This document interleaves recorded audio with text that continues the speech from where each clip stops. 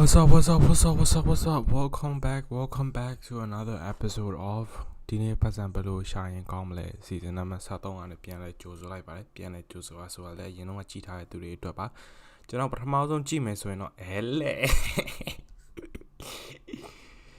ဒီနေ့ကတော့ခဏကြည့်လိုက် We cannot process your SR when expire before you please upload a new SR or upload a confirmation receipt on your home country. အဲ့ဆိုတော့ဖုန်းခေါ်မှာပေါ့ရှန်ကုန် embassy ကိုဖုန်းခေါ်လိုက်အောင်လေအဲ့ဆိုရင်ညီမရှင်ခွဲတာပထမဦးဆုံးလေးပေါ့တေရာရာလေးတော့ယာဘာဘာဘာ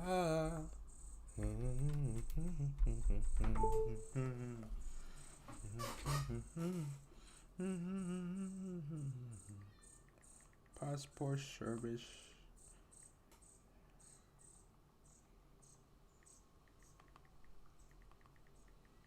only God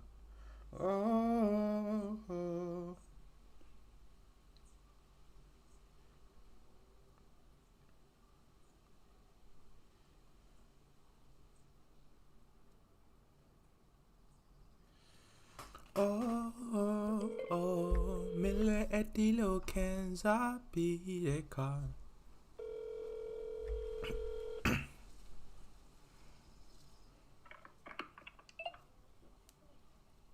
Hello မင်္ဂလာပါဗျဟုတ်ကျွန်တော်ဟိုလွန်ခဲ့တဲ့2လတုန်းကကျွန်တော် passport extension လုပ်ထားတာဗျကျွန်တော်အဲ့ဒီရဲ့ process လေးနဲ့ update လေးသိချင်လို့ဟုတ်နိုင်ဦးဝေပါဗျ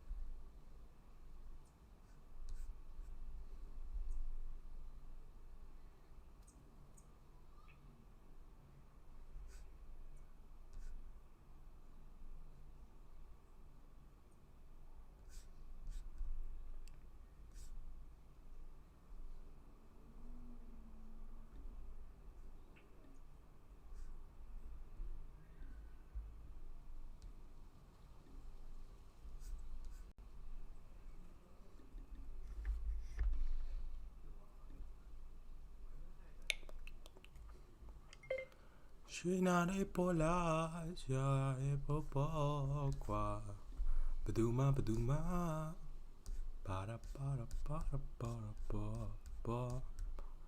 ဘာဘာဘာဘာဘာဘာဘာဘာဘာဘာဘာဝါ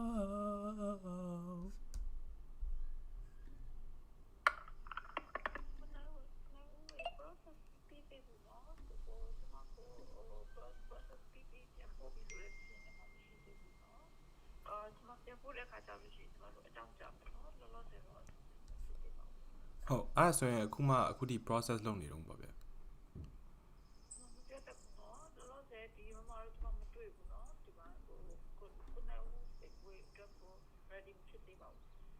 ပြန်ပို့ဖို့ ready မဖြစ်သေးအောင်ပြောရလားမသိဘူးဟုတ်အဲ့ဒါလေးဘယ်လောက်လောက်ကြာမယ်ထင်တယ်မသိဘူးဗျကျွန်တော်တစ်လလောက်နေကျွန်တော်ခီးသွားစရာရှိတော့ကျွန်တော် passport မရှိတော့ကျွန်တော်တိတ်အဆင်မပြေဘူးဟ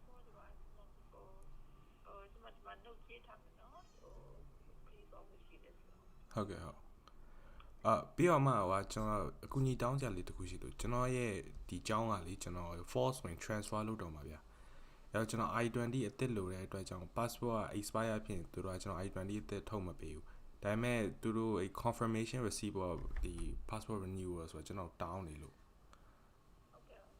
အဲ့ဒါကိုကျွန်တော် email လေးပို့ပေးလို့ရတာမသိဘူးဗျဒီမြန်မာဒီ government ကနေပြီးတော့ကျွန်တော်ရဲ့ passport အခု renewal process မှာရောက်နေတယ်ဆိုတဲ့ဟာ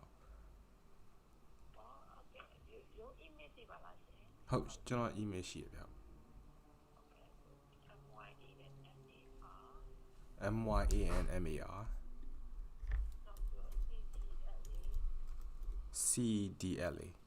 CGLA @gmail.com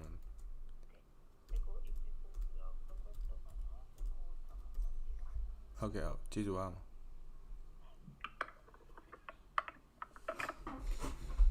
Jesus Christ man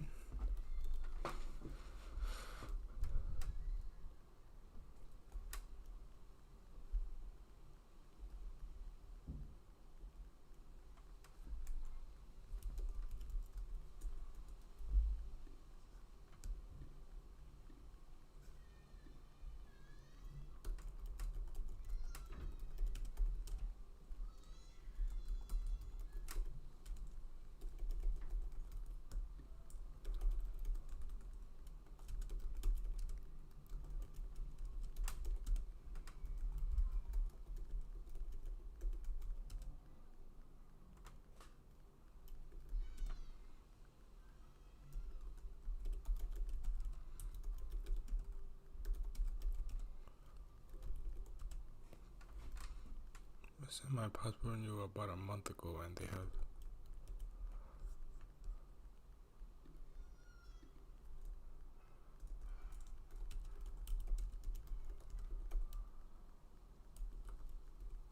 see my passport yet. However, I am transferring to a 4-year university this fall.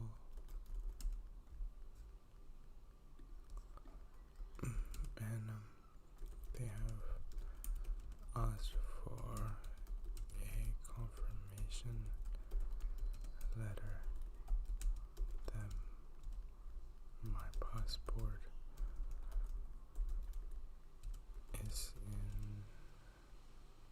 in the renewal process. Please provide me with this confirmation letter ASAP.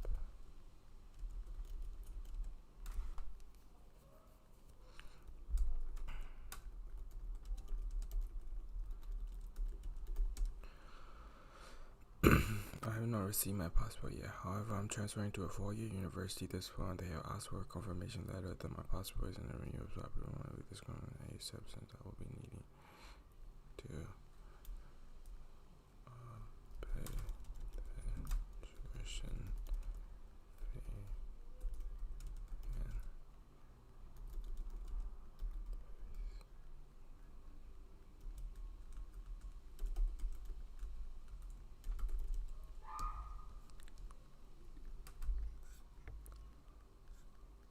do do do do do do do do do do do do do do do.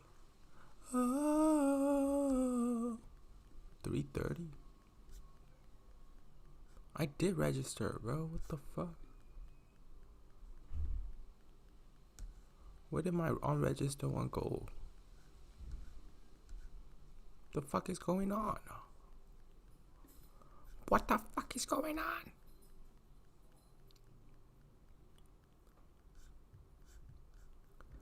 Oh.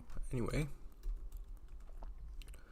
today we're gonna be trying to set up for a Esty shop because it seems to be popping right now. So first step is to make an account, research AI paintings, research print on demand, and research art of selling.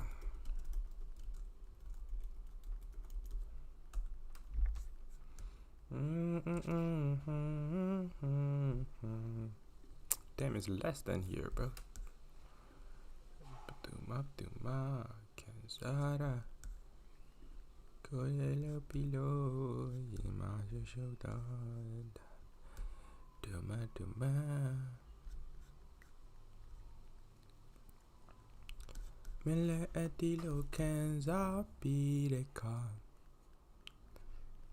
June 1st?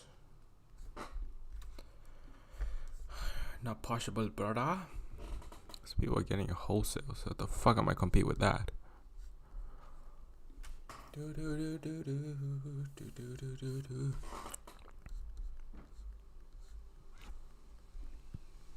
This could be something.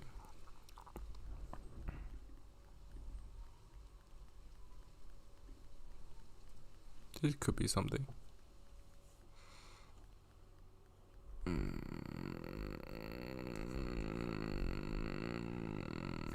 No boom. Anyway. Esty. Ecstasy. Damn. Philosophical paintings.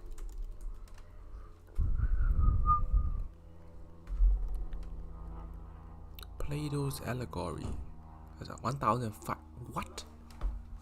What?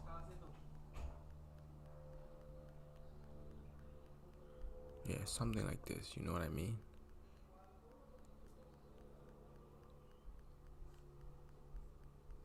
There we go.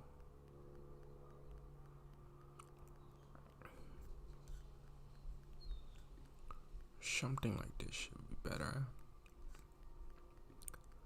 So we need to figure out the cost.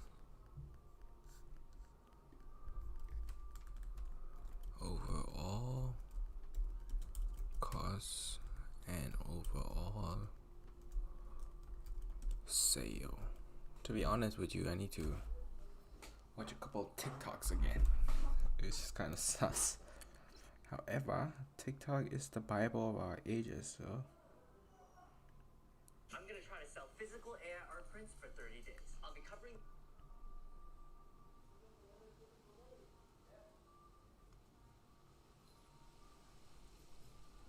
You down to sell some AI art? Let's do it, man. Let's do it. So here's the business plan. We're thinking of selling custom AI art on Fiverr. It is a marketplace for freelance services like custom art. To get orders, we need to niche down on a target market and figure out what type of art we'll be selling. I've just made 5 gigs on Fiverr. Here's what we're offering. City and landscape concept art, dog portraits, Dungeons and Dragons character and landscape art, heavy metal and rock album covers, anime and furry character art. We're trying out. For each gig, I've added a compelling title, an eye-catching set of images, professional description, and competitive pricing. All gigs have slightly different offerings, but I've started them all low at $5 for the basic package, $10 for the standard, and $15 for the future. Because you never know when you may need it. These templates were made by HubSpot, which is today's video sponsor. Big shout out to them for providing me. Nah, this is a bit. The entire process, from generating to printing to advertising. With people reportedly making hundreds of dollars a day, let's see how much money I can make with my prints. The first step is to find an AI art generator. I'll be mainly using Midjourney, Night Cafe, and Stable Diffusion, which can generate unlimited images for free. Let's generate a chicken wing. Generating. The first step is also generating.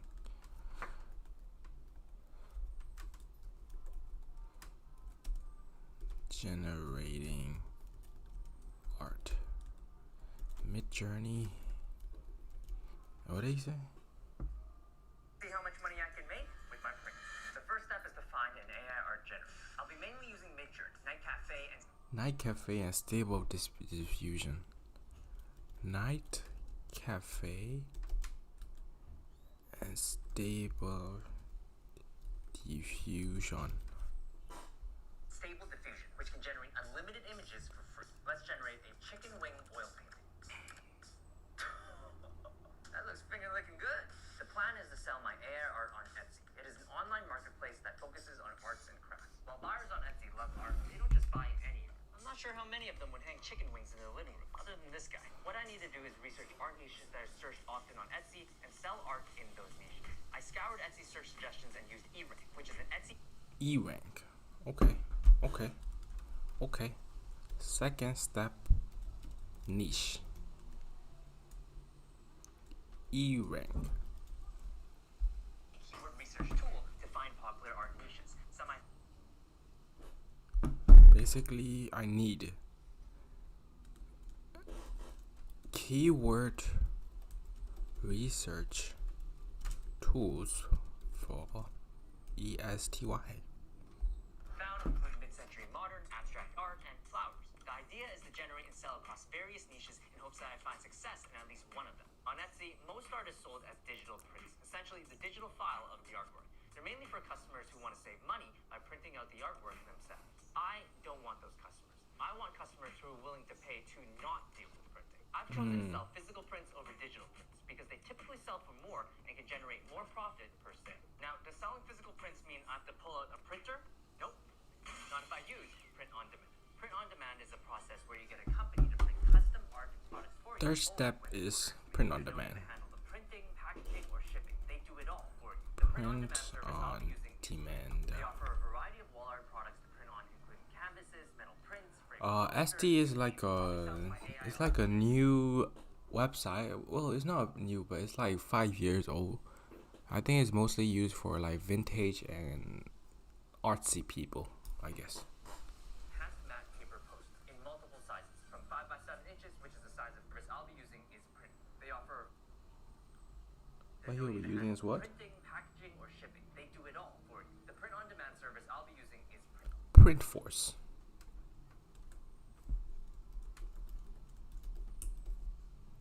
They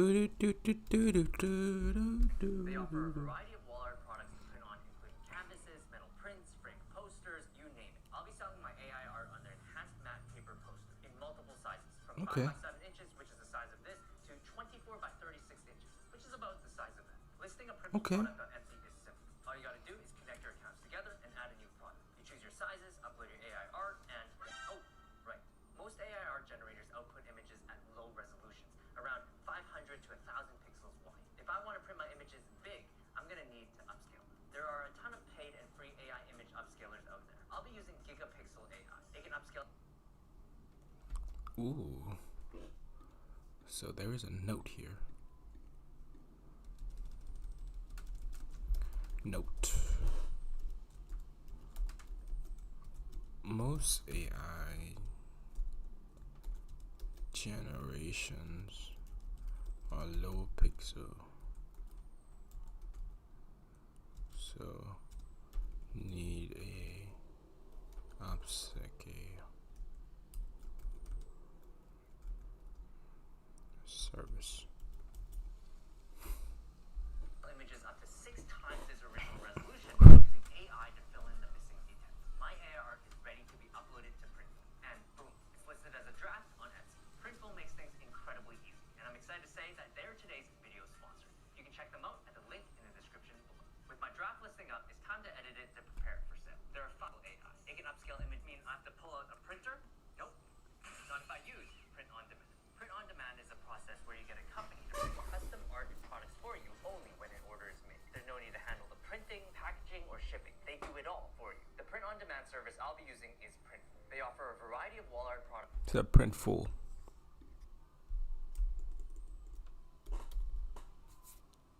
To print on, including canvases, metal prints, framed posters, you name it. I'll be selling my AI art on their enhanced matte paper. Okay. First, let's go step by step because I don't want to just, list a bunch of websites. So let's go step by step, understand what each step is about. Generating art. Okay. Mid-Journey, I'm sure everyone is familiar with this. A lot of fuss going on around there. However, their subscription model is like, so I want a niche like this.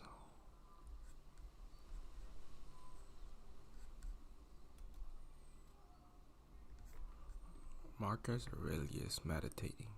God damn, boy.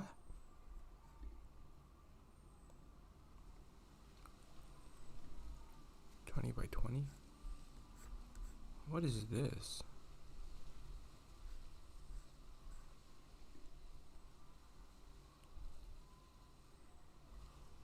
This is not it, bro.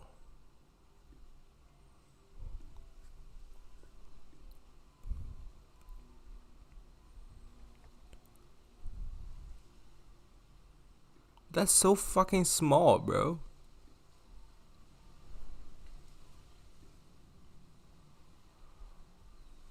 This guy, let's research him a little bit. He also sells a lot of canvas, shower curtains. Shower curtain is actually not a bad idea, you know. A lot of stoic stuff. There you go, vibrant shit. Dogs, Seneca, stoic wisdom personified. Okay.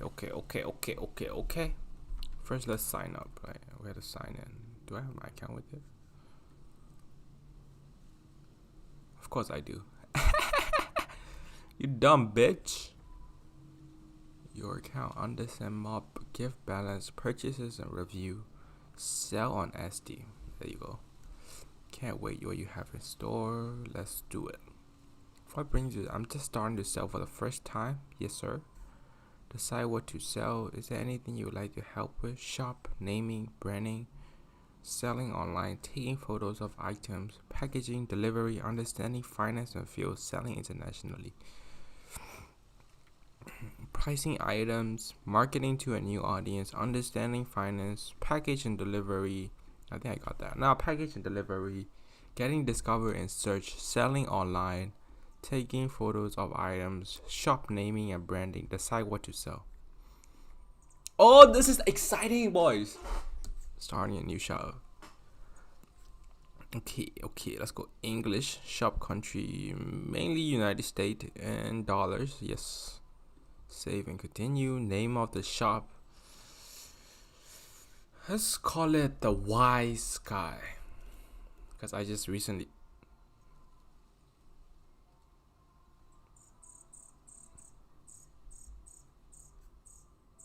Let's go Wise Guy Design. No. Blue Consult LLC. I like that. What?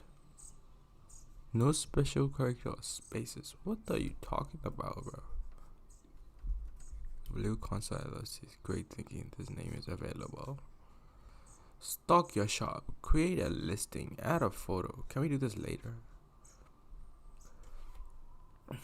Creating listing is add some photos and details about your item. Fill out what you can for now. You'll be able to edit this later. Primary photo, every angle, details in use, size and scale. Use up to 10 photos, showcase what's important. Natural lighting with no flashes, blah blah blah bullshit. Bring your product to life with 5 to 10 second video. It could help you drive more sales. The video won't feature sound, so let your product do the talking.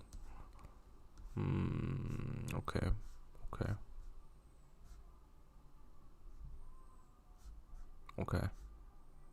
Tag, size, functional, inventory, pricing, quantity, SKU are only for buyers, but you won't see them.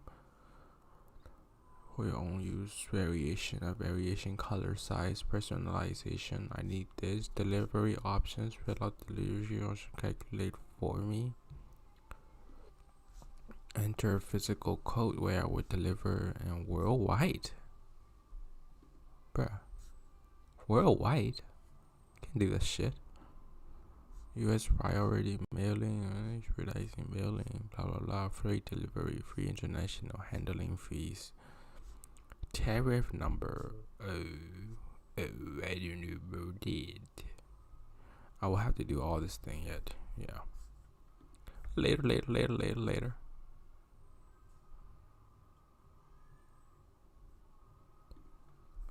Save and continue. Fill out the required. I don't have any products yet, bro. Damn.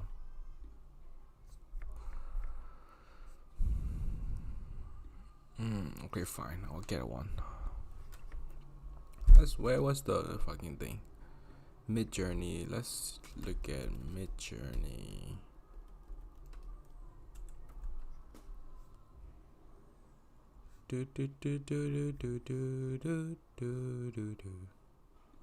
Let's get started. Now let's ChatGPT. Log in, motherfuckers. With my email, because I don't remember the password. Word. Done, bro. Damn. Okay. What are the best AI image generator? I want to upgrade to plus. $20 a month, available to even when the demand is high. Faster responsive access to new features.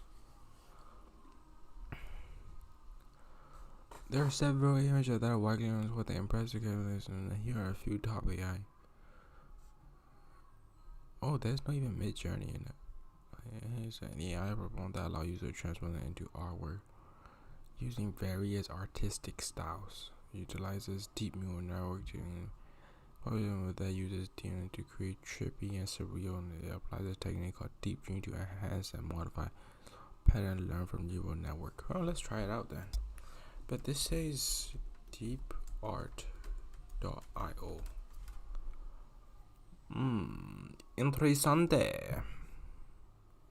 Yeah? Deep art. There you go.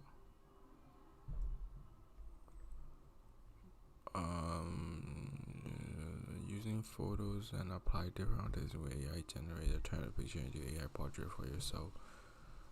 Also check out Dreamscope. What is Dreamscope?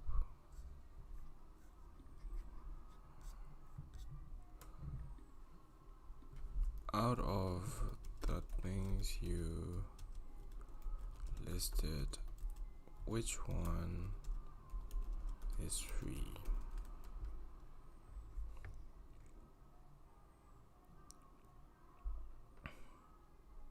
Free version that allows users to generate from their photo using RAM. However, it may certain limitations to a paid subscription to blend and evolve images, although it may is worthy noting that while these platforms do the basic one, that they may also provide a paid plan with additional higher resolution output.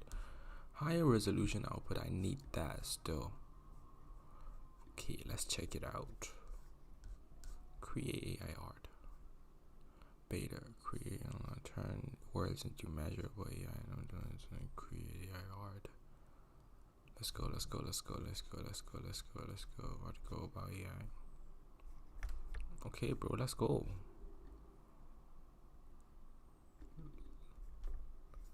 Let's go.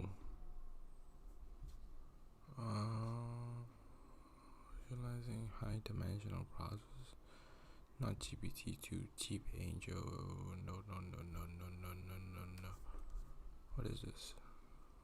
Surface nuance between fonts and machine learning. What the fuck does that mean? Let's create it, bro. Let's go. Do I need to log in first? Yo, your website sucks, G. God damn it. Deep AI art. What is it? Deep art?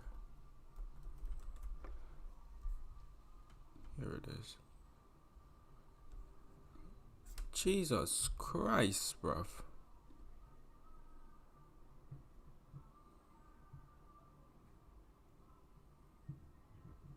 Do artwork. Okay, deepart.ai.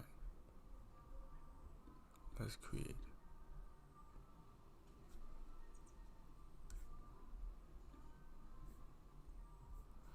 Yo, what is going on?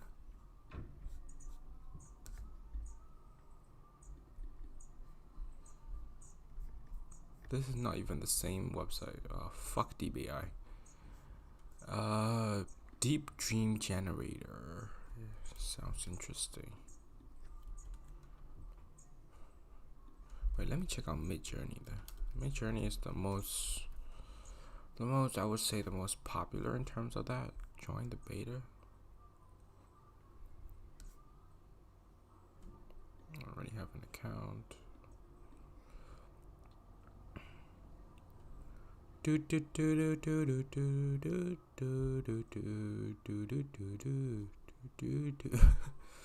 What would Jesus not do?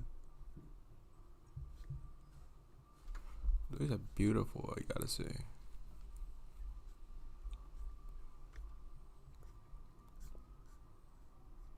Newbies. What is the...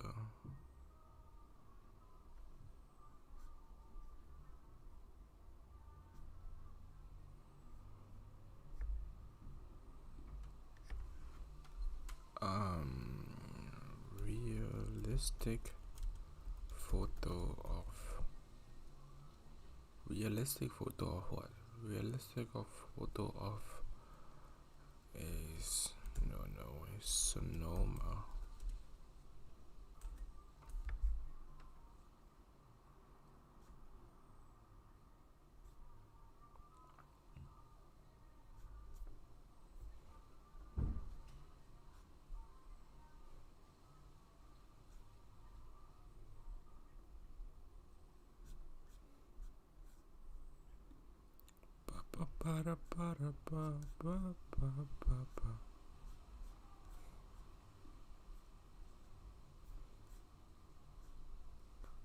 Where did I go? There was a...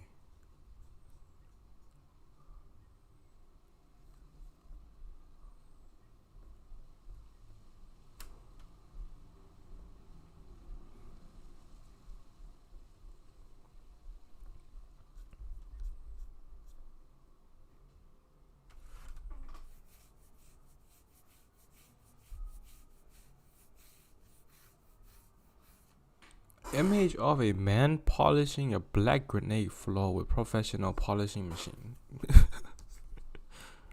The fuck?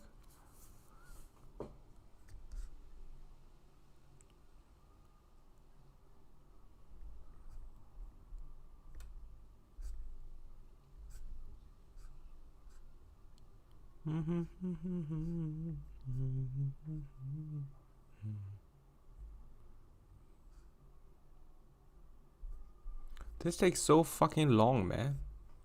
Anyway.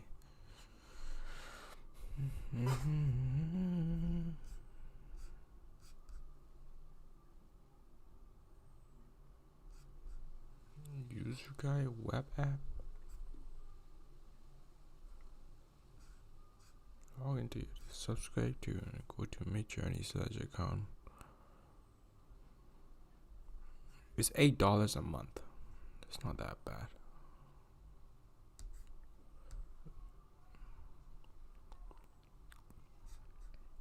What? Let's sign in. Let's sign in first of all. Authorize.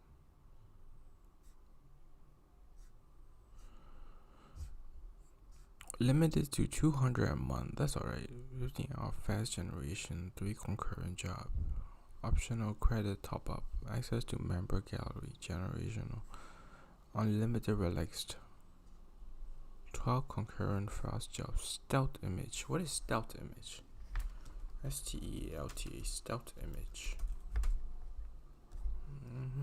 Oh. Oh.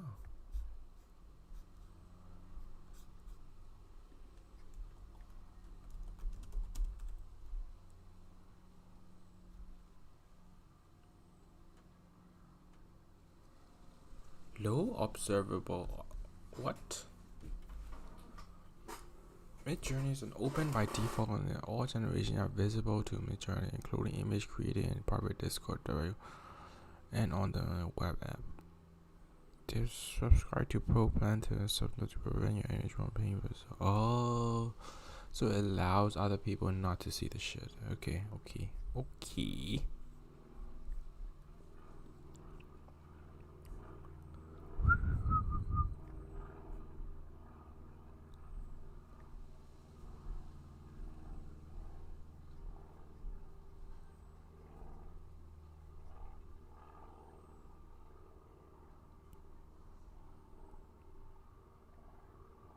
these are really fucking.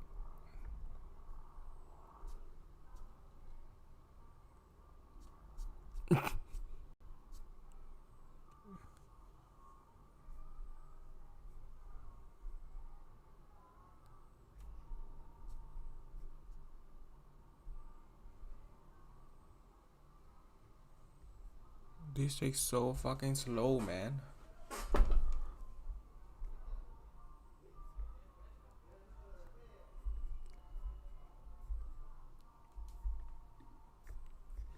I have decided to do the little bit of research, but however, let's go to generate. Quickly log in. I had to sign out then. Sign up with Google. Milady lo canza pireka.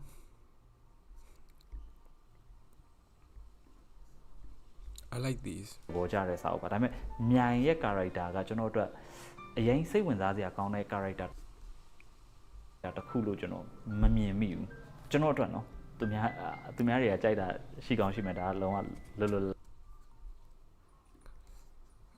Burmese short stories.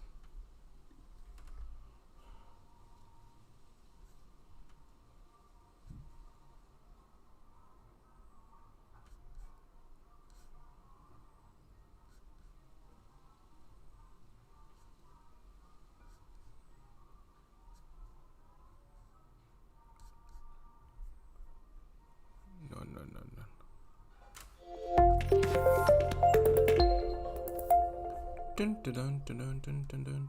Story ဖော်ယူပရိသတ်များအားလုံးပဲမင်္ဂလာပါရှင်ပရိသတ်များအတွက်ဒီတစ်ခါဖတ်ပြပေးခြင်းတဲ့ဝတ္ထုလေးကတော့စာရေးသူကြားနေကြုံမမလေးရဲ့မတိရလေခြင်းဆိုတဲ့ဝတ္ထုလေးပဲဖြစ်ပါတယ်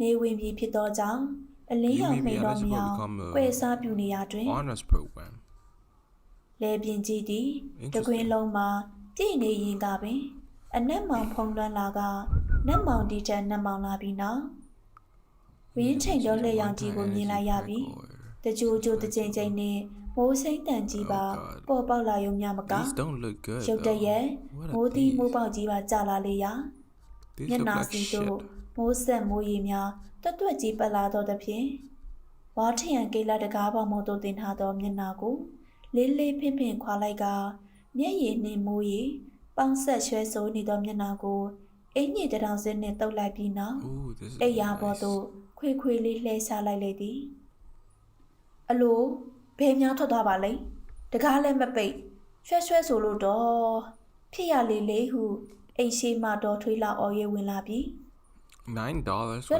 60 ပြက်ကို images? ရှာက Hell no. ဘိုးသက်လေးတန်းမခံနိုင်၍တရွတ်တိုက်ဆွဲ၍ခြင်းခံရတဲ့ဖြင့်တနေရာမှတနေရာသို့ပြောင်းရွှေ့ဆံမြန်းနေသောဖျာဆုပ်တောင်းဆုပ်ပလုံးစုံများကိုနေသားတကြထားပြီးမီးထွန်းရန်ပြင်ဆင်နေတဲ့တို့ကိုကြားနေရတော့လေထူးကျင်စိတ်ထရှင်စိတ်လုံးဝမရှိ၍မျက်စိနှလုံးစုံပိတ်၍သာနေလေသည်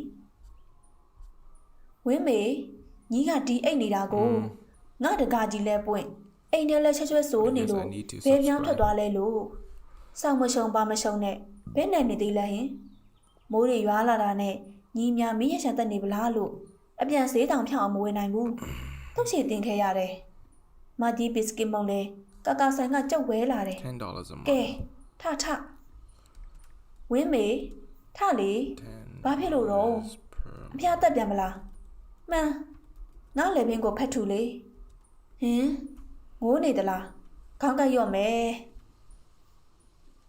နေပါစေအကြီးရဲ့ဝင်းမေထနိုင်ပါတယ်မဟုတ်ဝယ်စားသေးသလားစကားပြောခဲ့ရသေးလားဟုမရှိတည်မေးရင်မထရှင်ထခြင်းနဲ့ထား၍ထိုင်လေသည်ပြောခဲ့ရတယ်ဝန်မင်းလာရင်ပန်းတောင်ဆက်ရမတဲ့ဆက်မှာတော့ထိုင်မသိမ်းချို့ဖို့အတိုင်းပေးဖို့သူ့အမေကားကြီးနဲ့လာခေါ်လို့ကျောင်းတော်နေဝက်ခွင့်ယူသွားတယ်။အော်ဝန်ကြီးမင်းကြိုရမတဲ့လား။သူကပြောတာလား။အေးမုံလက်ဆန်းလာတောက်ရင်းနဲ့ပေါ့။အမလေးတို့ကျောင်းကအမလေးရဲ့စိန်ရဲ့နှစ်ပြန်နေလေရထားမှာဝန်ကြီးချုပ်ပါလာမတဲ့အမလေးတို့စီးပုံဆောင်ပြီးပန်းဆက်ရမယ် I forgot about ပြီးတော့လေ Dolly. မင်းသမီးလိုကြောင်ဝေ့ရမယ် မေမေတောင်ဂရောင်ချုပ်ဖို့လာခေါ်မတဲ့စားရင်တောက်ရင်ပြောလိုက်တာတွတ်တွတ်လက်လက်တော့တွတ်တွတ်လက်လက်မမတာတလားတောင်ရှိပြီမမြင်ရတာကြလို့ကြည့်ချင်လိုက်ပါပြီလောက်ပြန်ပြီးဝင်းမေရဲ့ငါစကားများလဲနားထောင်တတ်မအောင်ဟဲ့လိုက်ကြည့်ပြီးဒီစိတ်နဲ့လူမမကြီးဖြစ်ပြန်သူလဲကောင်းကောင်းမွန်မွန်နေနေရတာပဲပြီးသမီးရံမအေးရဲလို့အသိပေးနိုင်ကြတော့တဲ့ဘဝလည်းမဟုတ်တရှုပ်ရှုပ်ငိုနေတော့ဝင်းမေကိုတနာကယုနာတက်ရင်မေးလိုက်ပါဝင်းမေရဲ့မေးလိုက်ပါကိုသမီးလေးတစ်ယောက်မေးဖြစ်ဖို့တက်တီကိုထားကြည့်လို့မှမရနိုင်ပဲအကြီးရဲ့နို့ပေးလိုက်တော့ငါဒီလိုဖြစ်မယ်လို့မစင်စားဘူးလားဝင်းမေ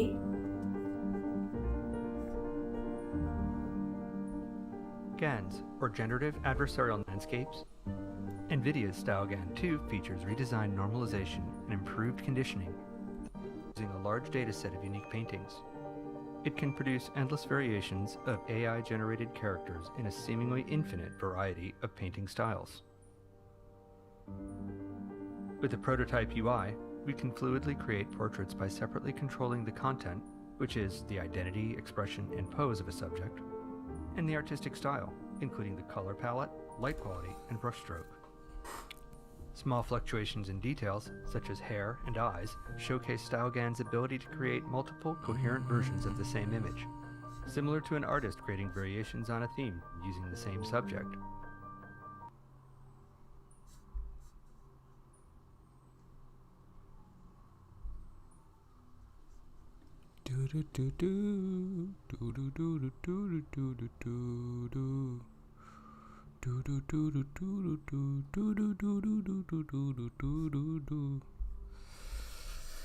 Damn, bro, why is it so hard? Why didn't you just make a website? God damn.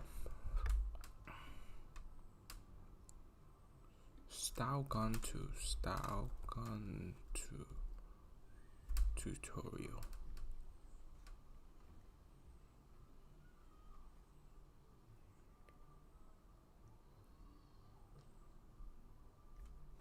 In this video, generally with a GAN, when you teach it interested in a specific tutorial, the first thing that we're going to have to do, now that we are actually in this Linux environment, in the NVIDIA TF records converter is not great. You can easily end up with corrupt TF records things. The things to really look out for, I have listed here. Hello friends, welcome to another video on my YouTube channel. If you want to train a StyleGAN 2 network on your custom dataset and build an image generator out of it, then you are looking at the right video. Connect to a runtime. Meanwhile, it gets connected. You want to get more help. Value of process it switches path to the pickle. DALL-E E, let's try it out.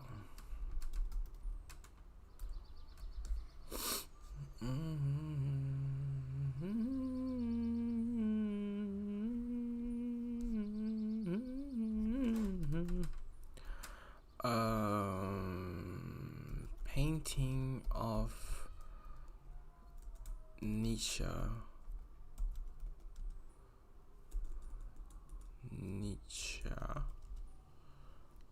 in the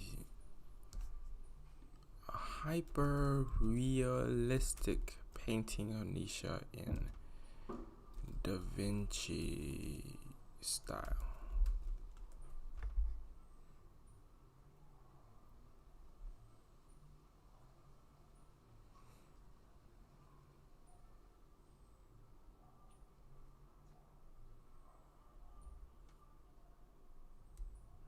No, this is not it. Style. Nietzsche sitting.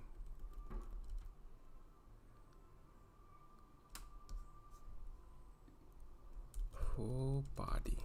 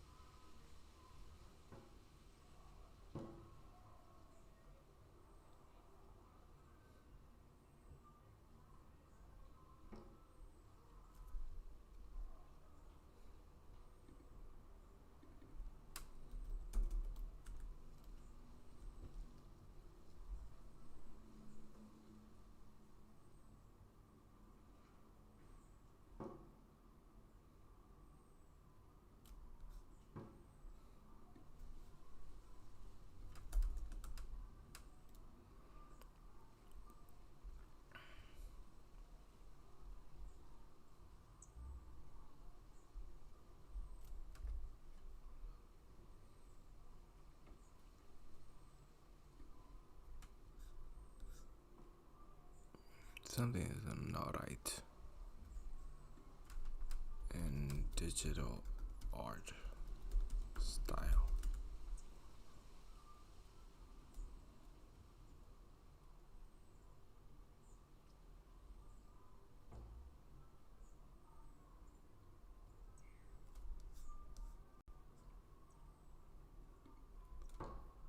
D.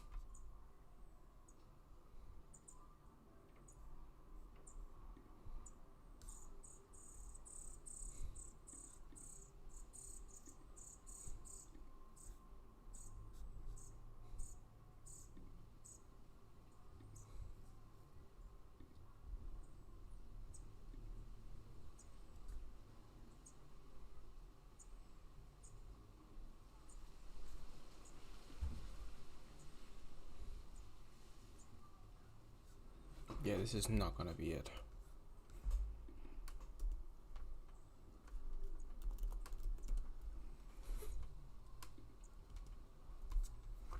Maybe not painting.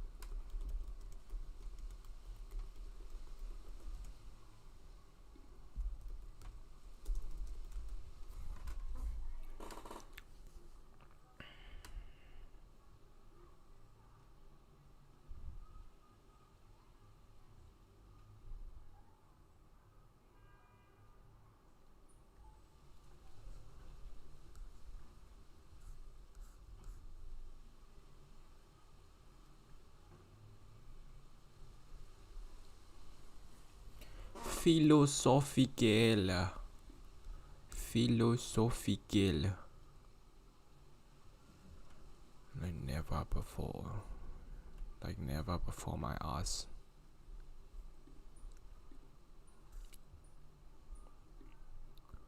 Shine up with Google.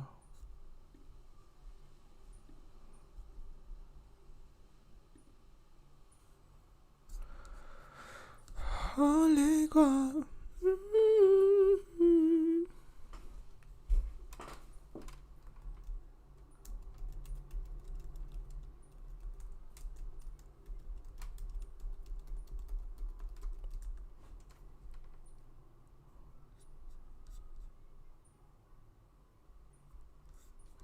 Decorate. Blocking. Sun. Poster.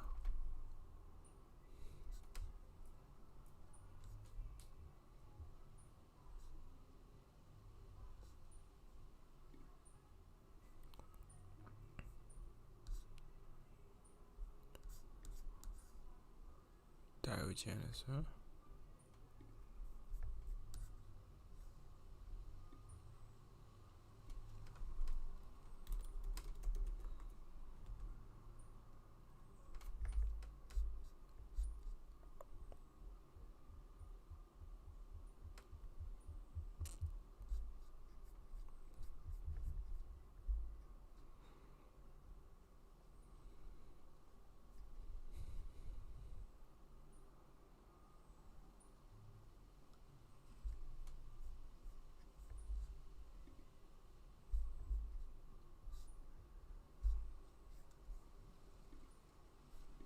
Maybe I need to explore more about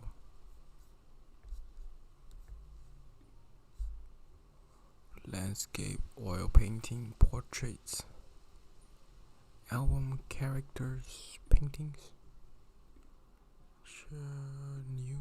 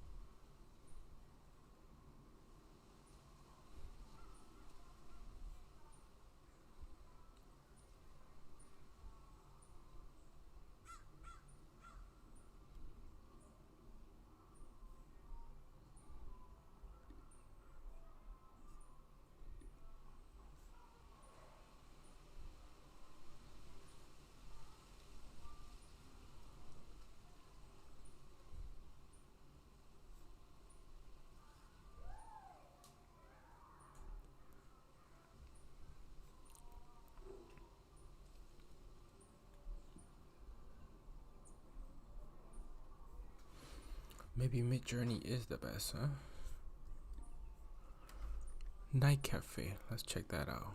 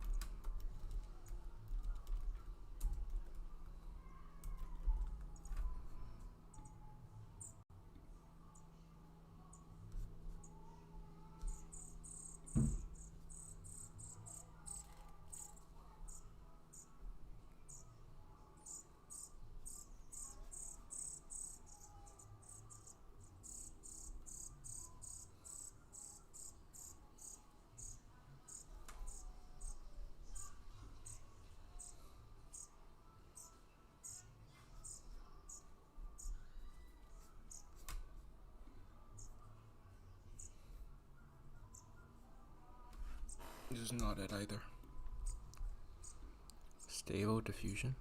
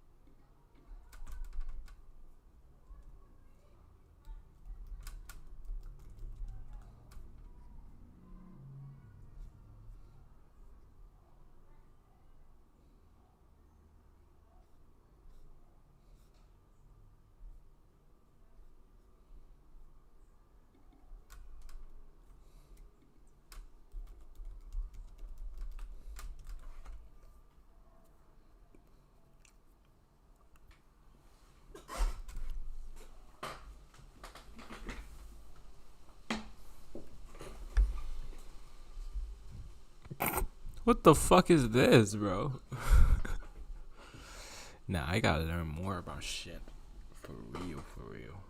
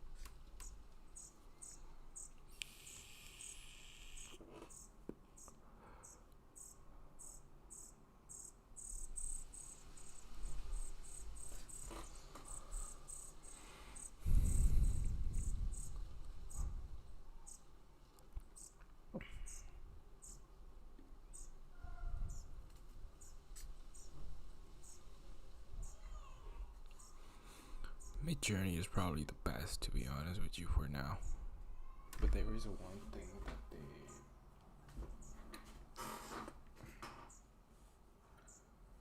Okay, this is what I wish I had known a year ago at Esty shop, and I was hoping to make this is a tutorial on how to find point and something that's $2 and you sell it 10 times in a day, or you could where to put your energy is so important, and so I'm going to show you how to do that.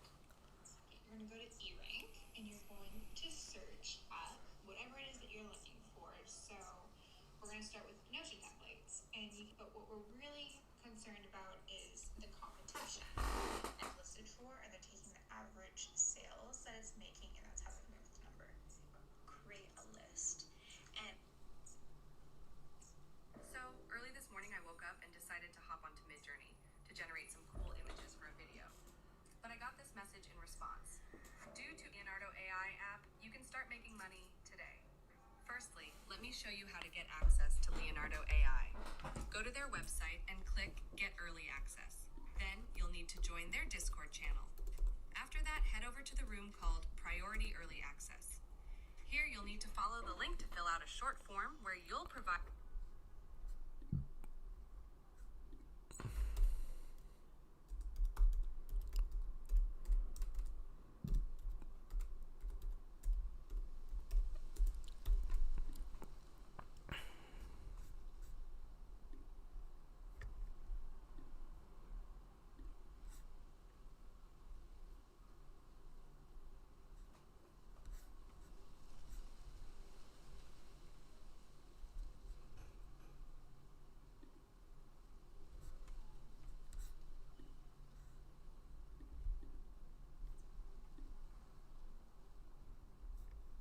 Nah, bro.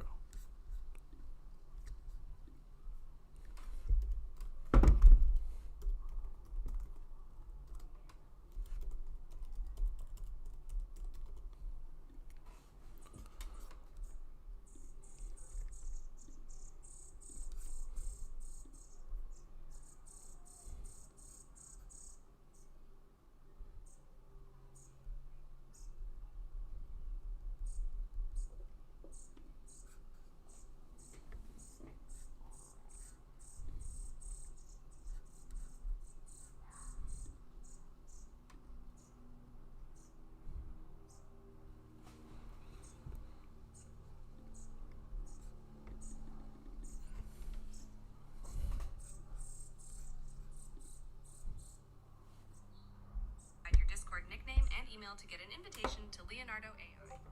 The invitation should arrive within a day, but let me tell you a secret. You don't have to wait for the invitation. Just go back to the Leonardo AI website. In the top right corner, click Launch App, then yes, I'm whitelisted. Now, you'll need to click Log into Leonardo AI. Log in using the email you provided in the form, and that's it. You've got early access to Leonardo.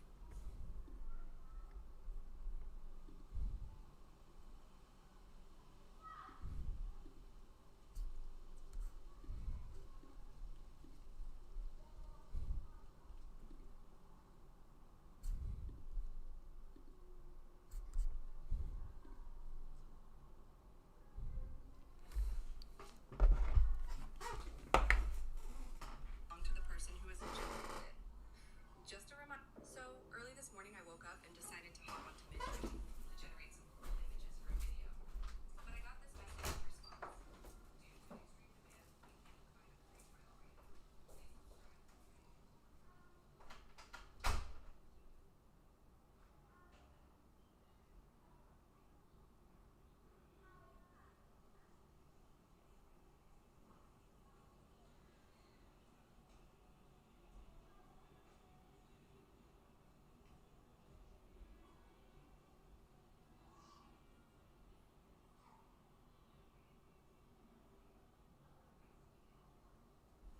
trial right now.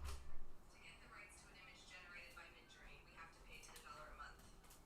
If you don't have extra money to spend on images, this is the perfect option for you.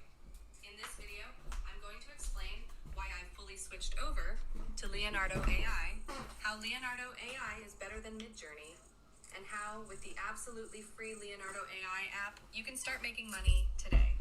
Firstly, let me show you how to get access to Leonardo AI. Go to their website and click Get Early Access. Then you'll need to join their Discord channel. After that, head over to the room called Priority Early Access. Priority early access?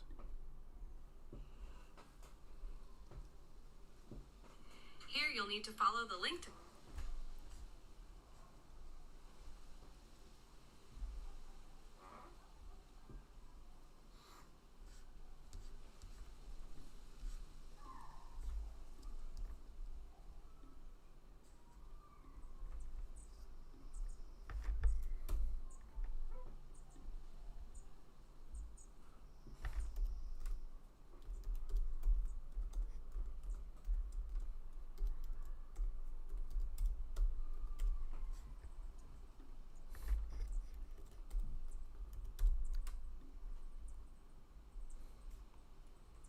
out a short form where you'll provide your Discord nickname and email to get an invitation to Leonardo AI. The invitation should arrive within a day, but let me tell you a secret. You don't have to wait for the invitation. Just go back to the Leonardo AI website. In the top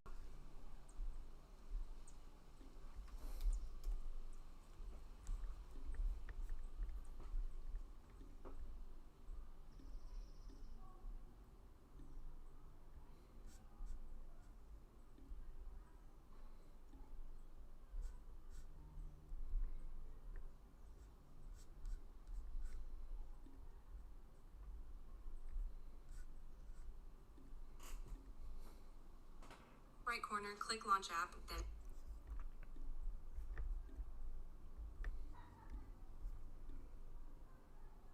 yes, I'm whitelisted. Now, you'll need to click Log into Leonardo AI. Log in using the email you provided in the form, and that's it. You've got early access to Leonardo AI.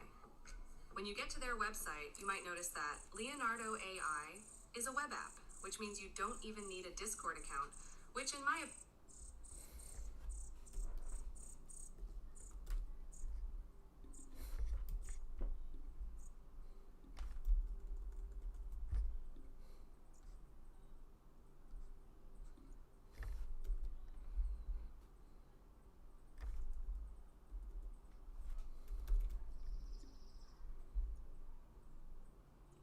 Boris, you.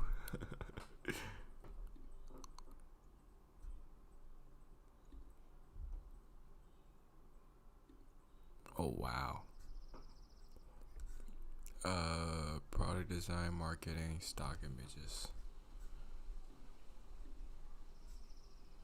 I am a professional, a developer.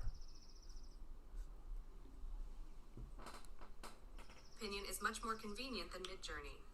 Like many text-to-image services, Leonardo AI uses a basic token system. Leonardo gives you 150 tokens that reload every 24 hours. In simpler terms, you can generate 150 images a day, which is plenty. So here on the home page, you can check out the works of other users and see for yourself that Leonardo creates super high-quality images. One thing I like more about Leonardo than Midjourney is that you can click on any image and fully see the prompt used to generate that image. Plus, Leonardo AI has a built-in algorithm that lets you remove the background in just a few clicks. Simply click on any image, click here, and hit no background. Then you can download the image as a PNG without the background. To create your own image, you'll need to click AI Image Generation in the left panel. Here you'll see a field where you can write your prompt. Just below that, you can choose a model. It's like the different versions of Midjourney, but there are really a lot of them here. You can also click Select Custom Model and check out the Community Model, which are models created by the users themselves. Next, you can add a negative prompt, meaning what shouldn't be in our image. Further down, there are tabs for image generation and prompt generation. You definitely won't find this in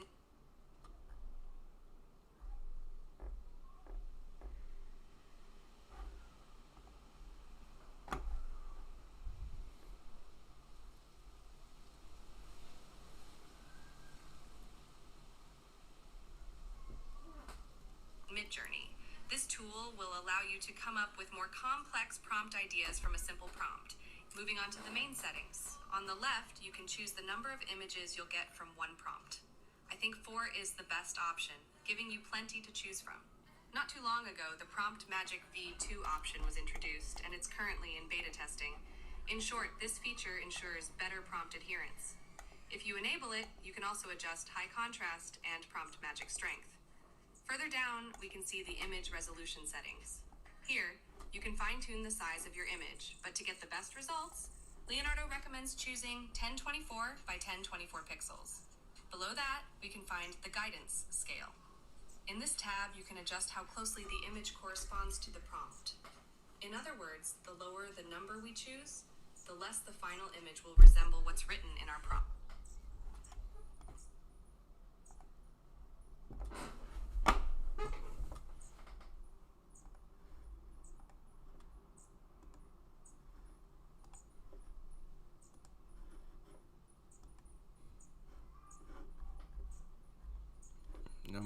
images, prompt magic.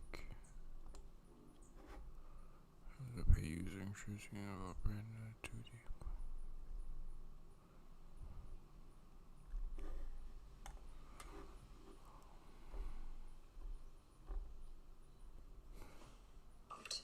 I recommend choosing an optimal number of 7 for the best results. I suggest turning on tiling if you're planning to create textures or patterns. Below, you can see image to image, where you upload an image you'd like to base another one on, and image prompt. So personally, I find Leonardo AI much more convenient and pleasant to use than Midjourney. Also, at the beginning of this video, I promised to show you a way to make money using Leonardo AI. In a previous video, I already demonstrated how to create stickers with Midjourney to sell them on Etsy. Make sure to watch it if you haven't yet. Now I'll show you another product that we can create with the help of Leonardo AI and sell it on Etsy. This is a very simple but interesting image called a pattern. The cool thing about it is that when we connect 2 images, they turn into one just like this. So now I'll show you how I created this image with Leonardo AI and how you can sell images like these on Etsy. So we're in Leonardo AI, and on the left, I select 4 variations. Then I turn on prompt magic and high contrast. I choose a resolution of 1024 by 1024.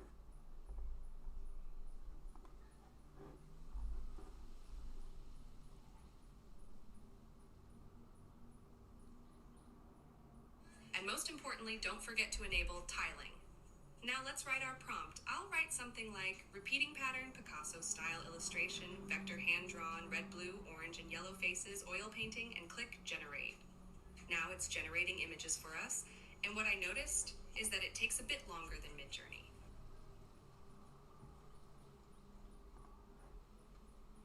Once we get 4 image variations, we click on the one we like. Here, unlike Midjourney, we have a lot of functions to manipulate our image.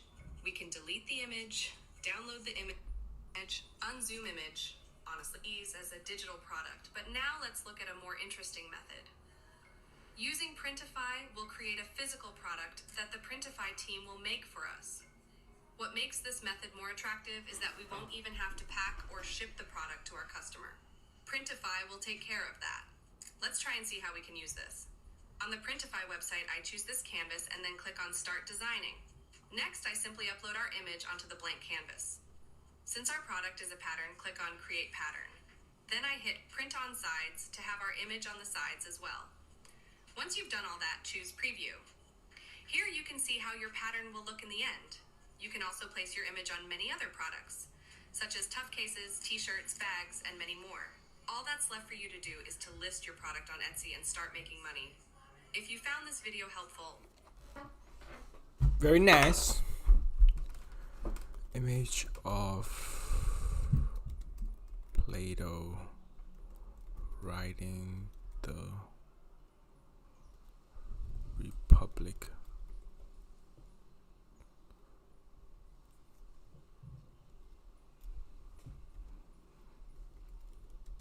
With nated by sunset with a background of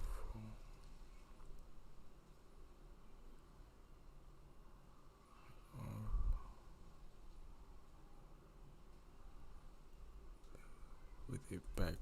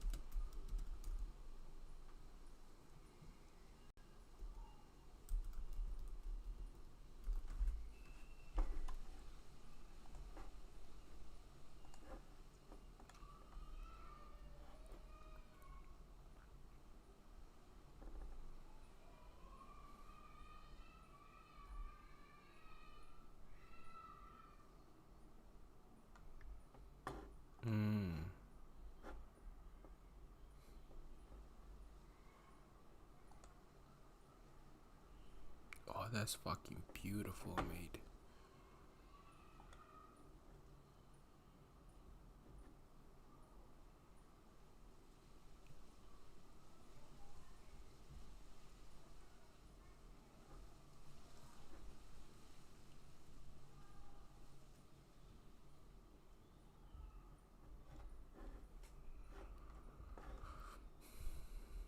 I need to search up some painting history.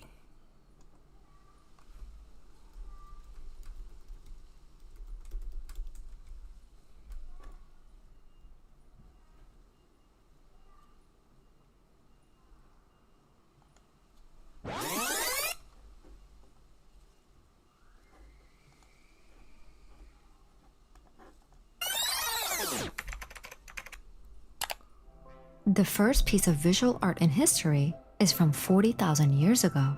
Even before the existence of written language, our Neanderthal ancestors made some of the earliest images we have. The need to create is part of being human.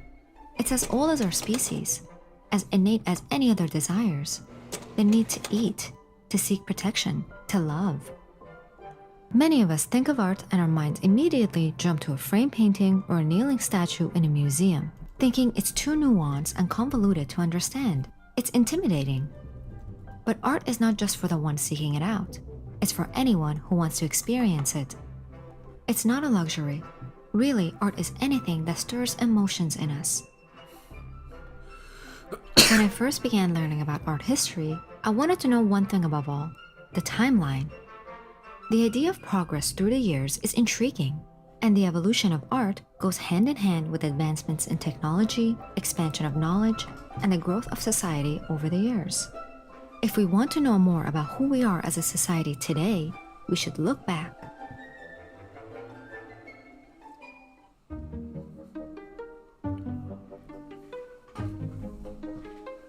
Before the development of written language, humans were creating cave paintings and rock engravings as a way to share information between themselves and other tribes.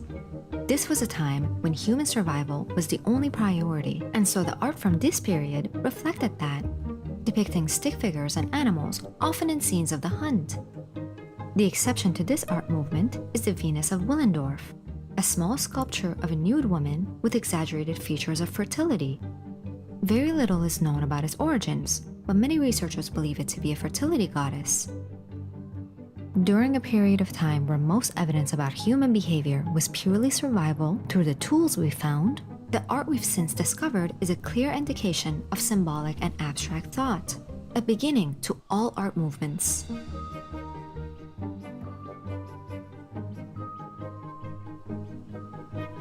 During this time, advanced civilizations throughout Mesopotamia, Egypt, Greece, Persia, China, and Rome were becoming more literate, and so started creating the earliest naturalistic images of human beings. In these societies, art played an important role as a means of enforcing religious and political ideologies. It included symbolic imagery, mythological stories, and text to tell stories of gods and rulers. Look at this. This is one of the most famous artworks from this period, the Code of Hammurabi. It's a piece of stone carved with a set of laws and an image of the king Hammurabi and the Mesopotamian god Shamash. The techniques, forms, and the evolving subject matter of this art movement has made many people consider ancient art to be the foundation of art history rather than prehistoric art.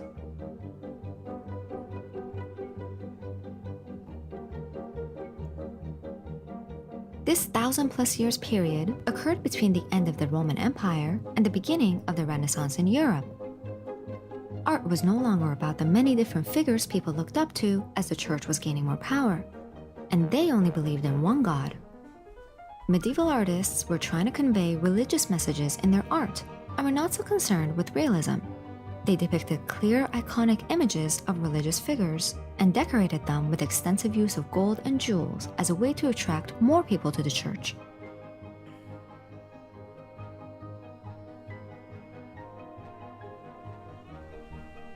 From the 14th through the 17th century, Italy underwent a period of enlightenment, and artists started to appreciate cultural subjects like art, music, and theater, as well as religion. The term Renaissance derives from the occurred between the end of the Roman Empire and the beginning of the Renaissance in Europe. Art was no longer about the many different figures people looked up to as the church was gaining more power, and they only believed in one god. Medieval artists were trying to convey religious messages in their art and were not so concerned with realism. They depicted clear, iconic images of religious figures and decorated them with extensive use of gold and jewels as a way to attract more people to the church.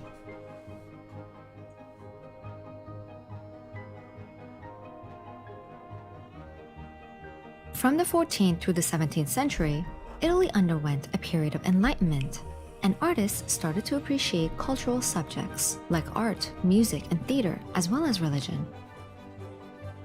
The term Renaissance derives from the Italian word rinascimento, or rebirth. Artists of this period look back at ancient Rome and Greece and found inspiration in classical art, which materialized in portrait paintings, anatomically correct sculptures, and symmetrical architecture. The invention of the printing press during this time period also helped push creation even further.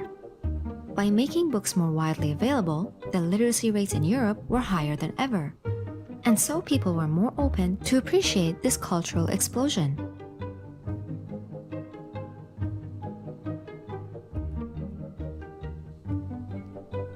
As the Renaissance period was coming to an end, emerged the Baroque movement. Art during this period emphasized extravagance and emotion. Like this, look at the drama that Caravaggio has created here. The Baroque movement, art as also helped push creation even further. By making books more widely available, the literacy rates in Europe were higher than ever. Okay, your boy's learning about arts and shit. The fuck?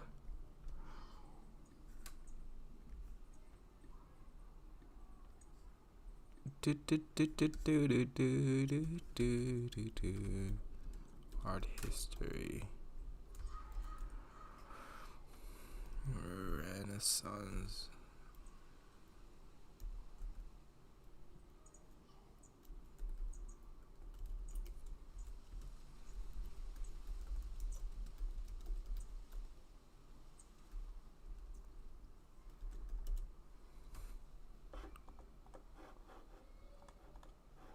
And so people were more open to appreciate this cultural explosion.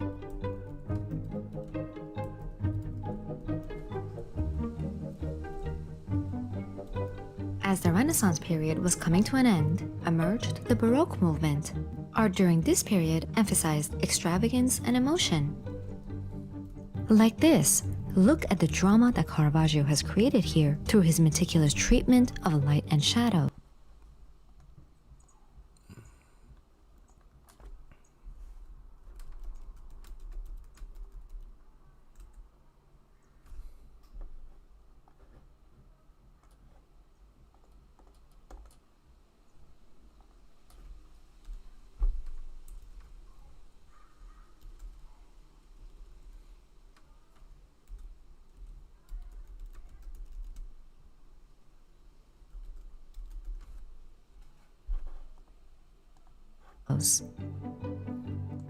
Artists using other mediums also accomplished a sense of theatricality. The sculptor Gian Lorenzo Bernini forged a new path for future artists through his amazing skills in manipulating marble to create intricate drapery. Architects across Europe took to this art movement to embellish their designs, from more ornate carvings to adding in columns and dome-like ceilings to their structures. Embellished their designs, from more ornate carvings to adding in columns and dome-like ceilings to their structures.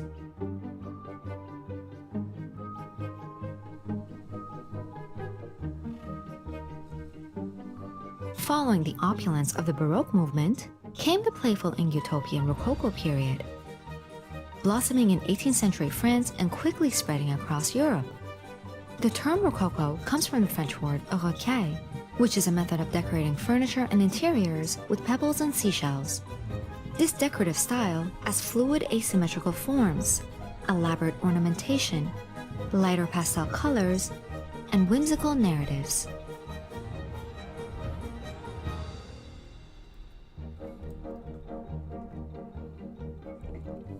After the lavishness of the Baroque period and the decorative aesthetic of Rococo, there was a renewed interest in the simplicity, principles, and the subject matter of the art from ancient Rome and Greece.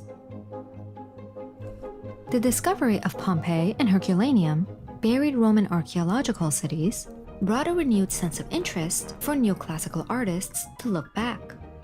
This art movement can be distinguished by its classic-looking subjects, minimal use of color, attention to lines and symmetry, and clear definition of forms and figures.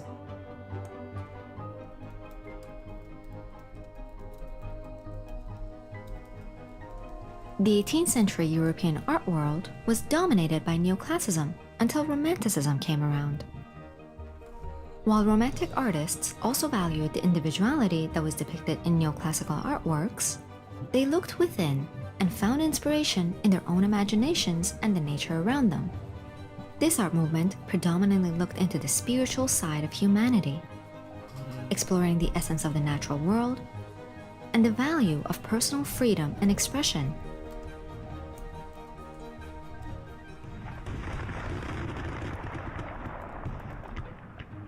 The French Revolution of 1848 established the right to work in the country and brought on the anti-institutional art movement of realism. These artists rejected what came before them: exotic scenes of religious figures, clergy, nobility, and mythology. Instead, they focused on depicting real people in everyday life.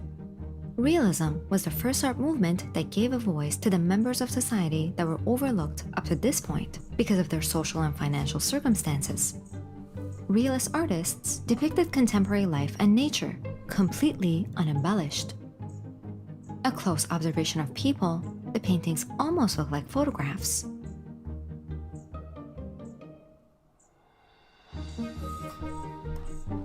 Separating from realism, Impressionism started when a group of French artists broke academic traditions by painting outside, en plein air.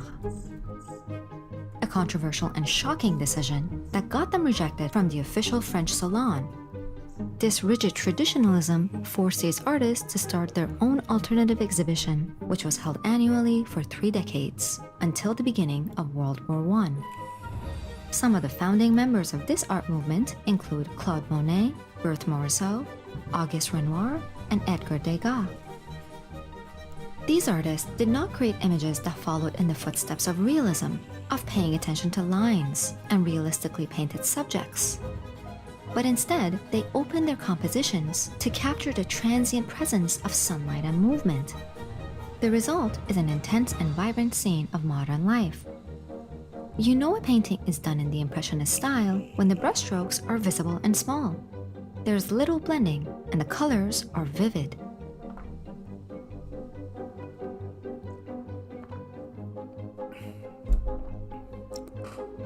This art movement is an extension of Impressionism, yet at the same time it rejects some of its limitations. Post-Impressionist artists continued using bold colors and painting scenes of modern life, but left behind their predecessors' spontaneous and naturalistic rendering of light and movement. The major figures were Paul Cézanne, Vincent van Gogh, Paul Gauguin, and Georges Seurat. This art movement really highlighted each artist's subjective vision, and in turn, Post-Impressionism includes many art styles, like Neo-Impressionism, and art techniques, like Pointillism and Divisionism. These artists incorporated science and imagination into their art as a way to convey more powerful scenes. Interesting. Expressionism. Meanwhile, in the neighboring northern countries, a modernist movement was gaining steam. A modernism. Expressionism was found in poetry and paintings, presenting the world solely from a subjective point of view. Expressionist artists radically distorted the scenes on their canvases to align with their mood, emotions, and ideas.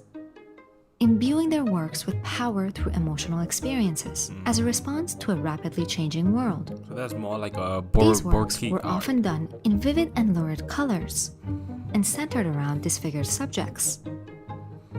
They offered the viewers a new very meaning interesting. to what is considered beautiful, one that did not concern itself with recreating the physical reality, but instead celebrated the internal chaos of what it's truly like to be a free-spirited human, the good and the bad of it all.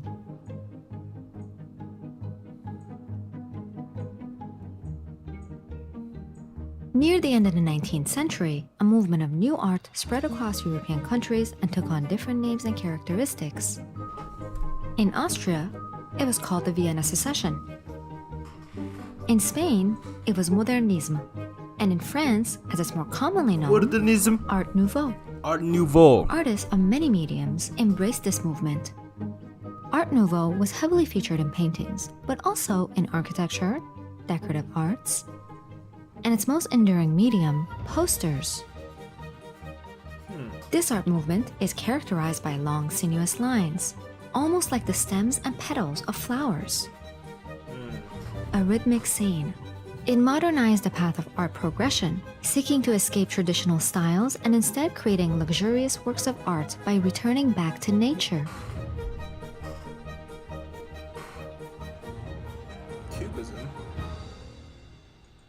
Two-dimensional, filled with geometric forms, and flat. This is Cubism, one of the most important yeah, I art don't like movements of the 20th century. Why? Founded by Pablo Picasso and George Baroque in the early 1900s, Cubism completely breaks down the art movements that came before Obviously, it. it was like Picasso, you know. The two men analyzed the subjects they wanted to paint, broke it apart, and put it back together on the canvas in an abstract form. Cubist artists wanted to show different viewpoints of the subject on the same plane.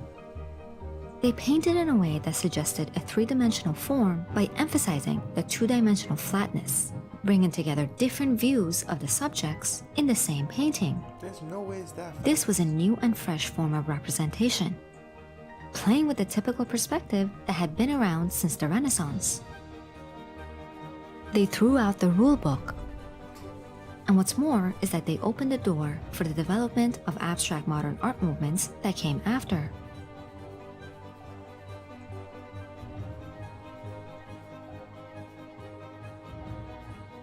Around the same time Cubism was picking up steam in France, another movement was growing out of Italy.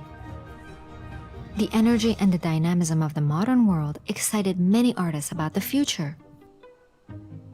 Launched by the poet Filippo Tommaso Marinetti, futurist artists of all mediums passionately denounced the oppressive culture of the past and welcomed the modern world of technology and industry.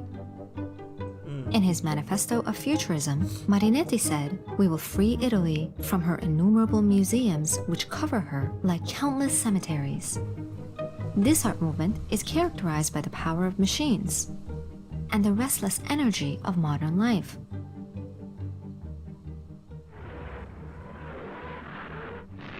The landscape of art changed drastically after the start of World War I.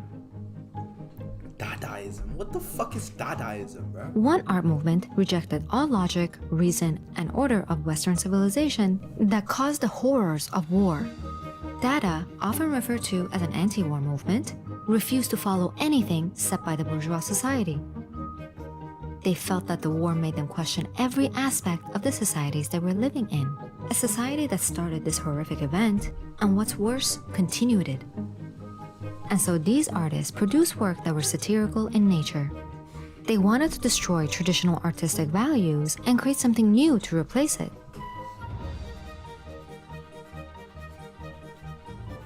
Surrealism. I think I know this one. This 20th century art movement explored the inner workings of the mind, aiming to revolutionize the human experience. Ooh. Surrealism can be difficult to grasp. This imaginative movement, led by André Breton, a French writer and poet, fascinated viewers then and even today. Influenced by the writings of psychologist Sigmund Freud, surrealist artworks show us the uninhibited works of these artists. free of the boundaries of the rational mind as they tap into their subconscious. Many surrealists, like Salvador Dali, even used automatism to draw inspiration from their unconscious minds. This is a method of art making in which the artist releases conscious control over the creation process to allow the unconscious mind to take over. Surrealist artworks challenge perceptions and reality by juxtaposing unrealistic subject matter with realistic painting styles. The movement's ideologies extended past the artistic mediums to inspire political liberation. Many surreal artists turned to political activism, taking these revolutionary concepts from their creations and applying it to their lives and communities. Wow.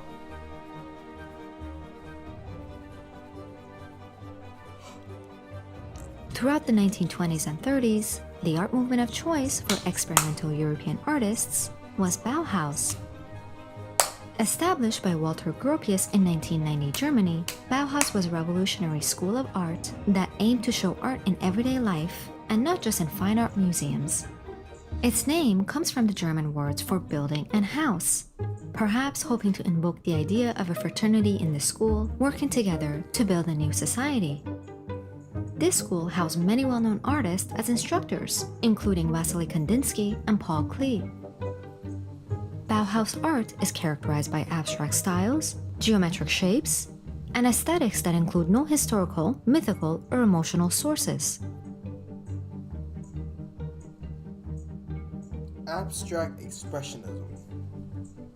Isn't that before? Abstract expressionism was the first American movement to become popular internationally. Following World War II, this movement incorporated the dark trauma of the war that lingered with the spontaneity of surrealism.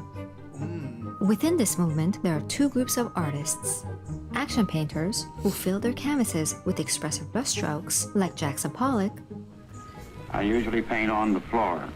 I enjoy working on a large canvas. And the color field painters, who created canvases with large areas of a single color, like Mark Rothko. Both artists were leaders of the movement and showcased their individualism and American spirit. Through their innovation, they created original and almost meditative works of art. What the fuck is that? Pop art is like the... In the real 1950s, shit, in post-war Like Britain and Marilyn America, Monroe's young movies. artists began to revolt against the traditional views on what art should be. They felt what they were taught in art schools or saw in museums had nothing to do with their everyday lives or what they considered to be art. So they turned to what surrounded them for Yes. inspiration. Hollywood movies, product packaging, comic books, and advertisement posters. They used mundane items from mass media to usher in a new and accessible approach to art that even today is unique and recognizable. Pop artists were imaginative. They used repetition, bold imagery, and bright color palettes to introduce art to new demographics, this time without intimidation but through familiarity.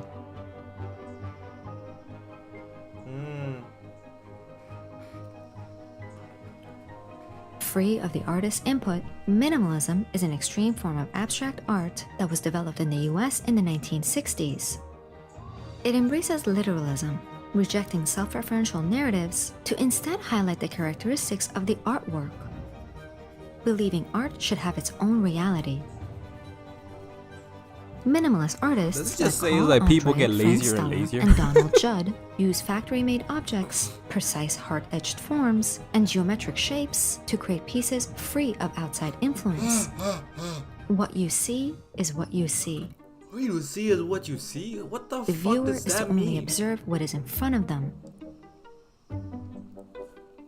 Contemporary art. Now that I'm a little bit Though the more date of the familiar start with. of this movement is unclear, Like, keep- it is keep commonly there. known as the art of today. If you've ever stepped inside a modern art gallery, you know that it's impossible to sum up this movement in a few words. It sometimes feels as if the general public rejects it, feeling that it doesn't necessarily count as art. That might be due to the fact that contemporary art is often about ideas rather than aesthetics. Interesting. And so there are no clear visual styles for viewers to hold on to, like some other movements that have recognizable features. Contemporary artists like Jean-Michel Basquiat, Yayoi Kusama, and Damien Hirst create art of all mediums that reflect the issues of our societies. Not only self-contained pieces, contemporary art moves beyond the walls of galleries and museums. These artworks are a part of a bigger cultural dialogue around identity, community, and nationality. So it describes. As we come back to the present, looking back at the progression of the history of art, there's a bit more clarity. Exploring each art movement makes such a vast topic digestible. A linear timeline filled with talented individuals over the years that always moves forward towards something more, something new, something that excites a generation. The need to create is human, that's for sure, but art is also a business. And those whose names we are familiar with today were chosen based on their amazing set of skills and talents, as well as an array of privileges, timing, and sometimes pure luck. Before art was What's fucking missing amazing, from Western but art now it's history just- are the people and cultures that influence these movements. I don't know. Some people say Those it's who just a have way had for a rich great deal people of to launder money. influence, but, yet are rarely who knows? recognized. The Japanese artists who inspired Van Gogh and Degas,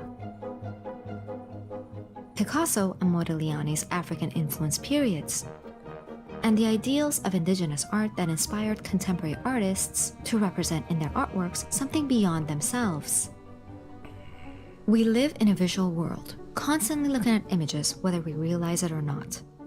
Through learning about art, we can see where we've come from, who we were as a society, and most You can importantly, see where we have come from, my us. Era, with art of the time displaying grandiose spectacle, as well as with this era marking the now exponential progress we've made in the aforementioned fields.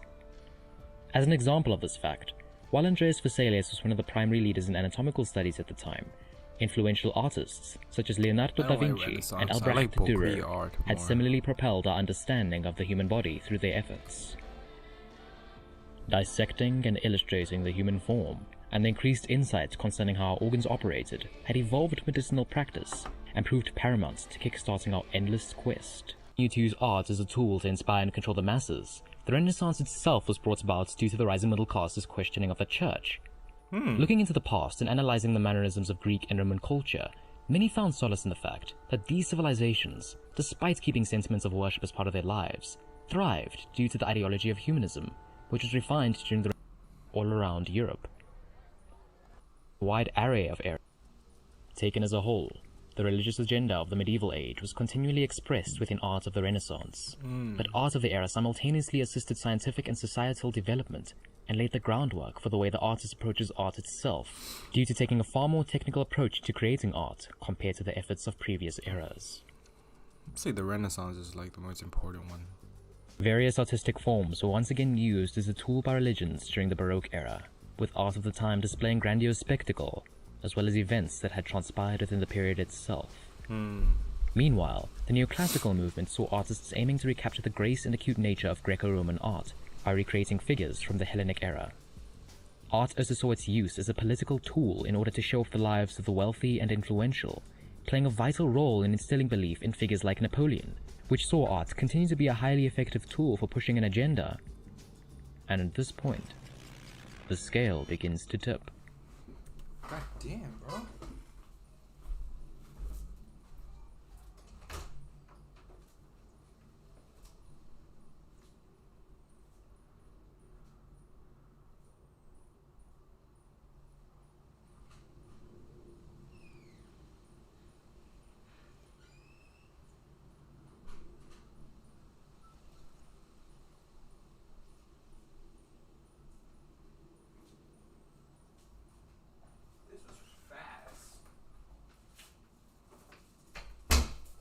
Maybe too fast, to be honest.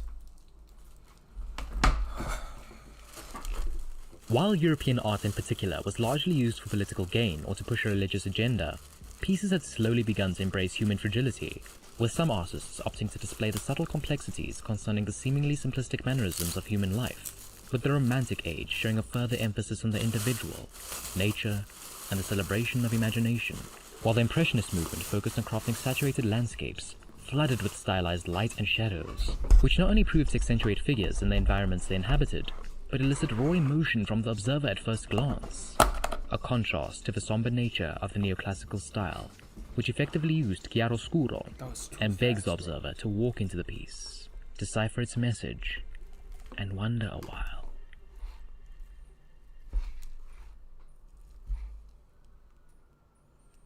Stepping back to a global view once more, we see the development of tribal arts transform at a steady pace across the world. The Native Americans saw totems and pottery serve as an inherent part of their culture, with symbolism and style being influenced by the surroundings of a tribe. They were also incredibly efficient in how they dealt with aspects of their daily lives, with no portion of what they had at their disposal going to waste. For example, every part of a hunted animal was used effectively, and this resulted in the creation of simple, yet elaborate clothing, technologies, and ceremonial tools as a result of their practices. Meanwhile, in Africa, masks and statues continue to be a core part of countless tribes throughout the continent, with innovation of art slowly resulting due to the evolution of ritualistic behaviors. One of the most unique tribes in Africa, however, would be the Ndebele tribe of South Africa, which not only developed some of the most stylistically distinct African art, but intentionally fostered art as part of its very culture. Distinct geometric forms against stark, contrasting backgrounds forms the basis of the Ndebele style, which encompassed everything from the architecture, clothing, and tools of the people. While color has almost always had a role in drawing emotion in art, the Ndebele were one of the first Southern African tribes to specifically utilize a wide array of colors to convey specific meaning as part of their very lives. Their style further developed during the 20th century, with beadwork becoming synonymous with the Ndebele, a culture that is still strong within South Africa today. Art in Japan strayed a different course from the realism movement sweeping the world.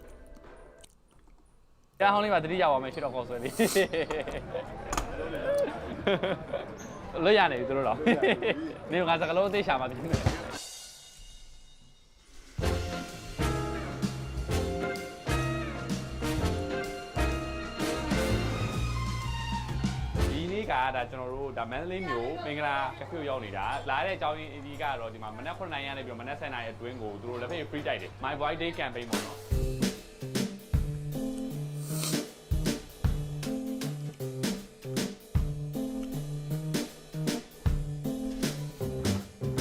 There we go. Here we go. Let's go. Nice. This is fucking beautiful. Exactly what I wanted.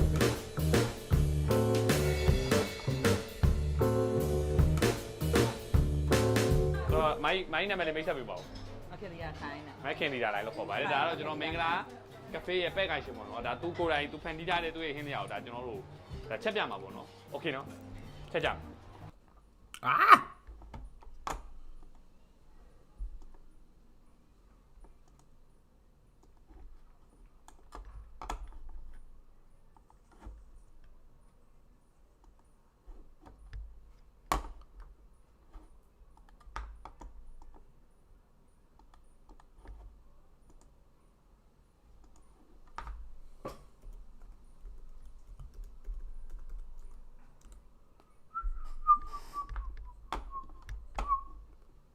There we go. Posters.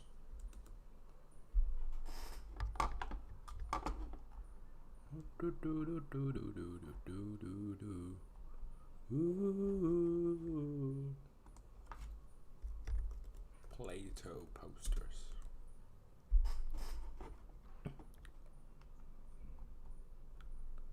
Movie posters. Taylor Swift posters, band posters, rap posters, college dorm decor poster,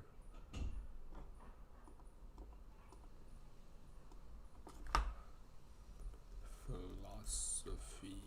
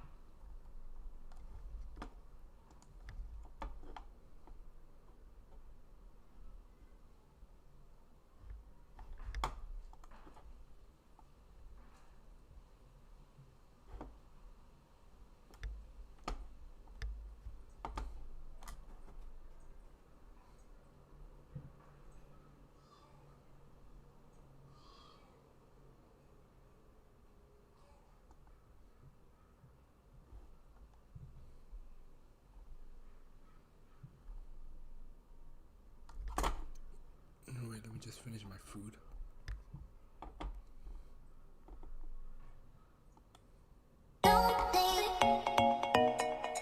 ပါတယ်ဒီဘက်မှာရွက်ကြော်ကတော့ရုံးပရိသီးနဲ့ကိုကိုင်းတယ်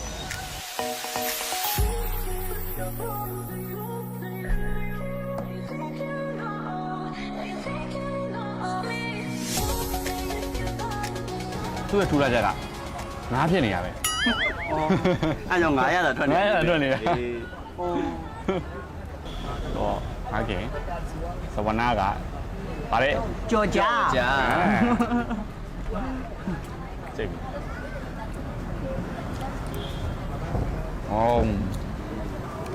တော့ပိုက်ထဲမှာပါတဲ့အရွယ်လေးပေါ့နော်ဂျင်းရယ်ရှက်လက်နယ်ရယ်မုံကြီးရယ်တော်တော်စဉ်းစားလိုက်ရတယ်မုံကြီးပါတယ်လို့ငါ့ရဲ့ညှိရောက်ထိန်းတာအဓိကတော့ဝေးနေရပါ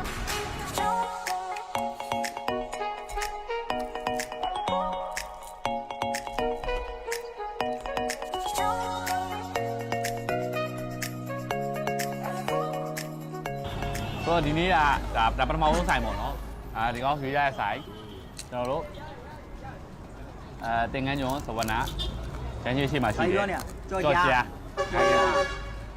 ဟာလေအားမဟုတ်ကြော်ကြားဘူးဒါသူတို့ဖြတ်မပြောလို့မရဘူးလားမပြောဘူးတော့ဆက်ပြောဒီနေ့ဒါကျွန်တော်တို့ပထမဆုံးဆိုင်ပေါ့နော်ကြော်ကြားအဲ့အားမဟုတ်လည်းကားနောက်လည်းပြောဒီနေ့ဒါကျွန်တော်တို့ပထမဆုံးဆိုင်စဝနာကျန်းချင်းရှိမှရှိတဲ့ဆိုင်မှာစားတာနောက်တဲ့ဆိုင်တွေသွားဖို့ရှိသေးတယ်အဲ့တော့လည်းကားစားပြည့်ပြည့်နော်နင်းရမှာနော်နောက်ဒီနေ့အင်ဂျင်အဲ့တော့နော်တပိုက်ဟုတ်လားလက်ဆောင်ကျွေးတာလားဒါကြောင့်လက်ဆောင်မကျွေးဘူးလား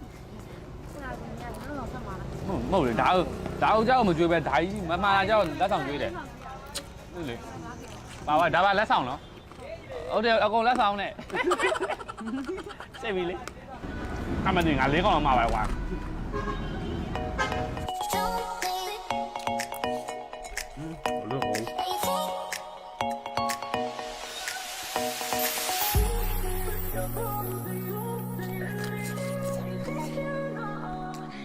ဟုတ်ပြီဒါကျွန်တော်ဒီနေ့9ခင်းနေပတ်စားမယ်ပေါ့နော်ပထမဦးဆိုင်တော့စားပြီးသွားပြီငငယ်ကျော်စဝနာရင်းရှိမှရှိတယ်ကြော်ကြ9ခင်းဆိုင်ပေါ့ဒီကောင်ရွေးလိုက်တော့ကြိုက်တယ်โอเคအဲ့တော့ကျွန်တော်နောက်ဆိုင်မှာပြန်တွေ့မယ်အခုဒါကျွန်တော်တို့ဘာကိုလေပေးမြတယ်ဒီလိုပဲအခုဒါကျွန်တော်တို့မမကြီးမာလာ9ခင်းဆိုင်တော့ရောက်နေရပေါ့နော်โอเคသွားမယ် let's go ကူမယ်ဟေးမလေးကလေးတိုက်ပြီလဲကုန်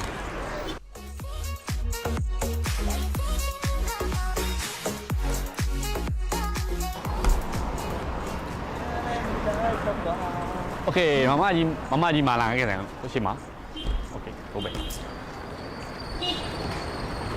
โอเคဒီမှာပါရောက်ပါပြီမမကြီးမာလာငါးကင်သူ့ဘက်မှာနာမည်ကြီးဒါကျွန်တော်ရွေးထားတဲ့ဆိုင်ကျွန်တော်လို့ကြိုက်တာလဲဆိုတော့သူ့အသားအရင်ဤလို့ပြီးတော့အထဲမှာရတာကိုစိတ်နေအောင်လုပ်ထားတာအသားကိုဒီကနှစ်ထားပုံထောက်တယ်နော်โอเคသွားမယ်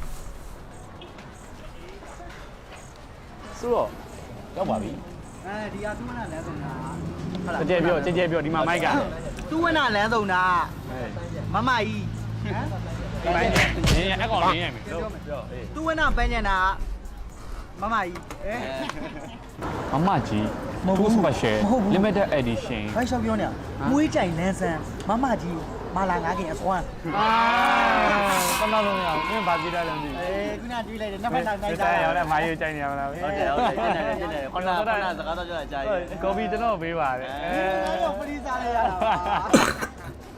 โอเคဒါတော့မမကြီးမာလာ9ခင်ပါနာမည်ကြီးပဲတော်တော်များသိတယ်ဆိုင်မှာလည်းအူပြည့်ပဲတကယ်လည်းကြိုက်တယ်ဒါကျွန်တော်ရွေးတဲ့ဆိုင်ဆွဲပြီးနိုင်ပါပဲနိုင်ပါမရောက်တာ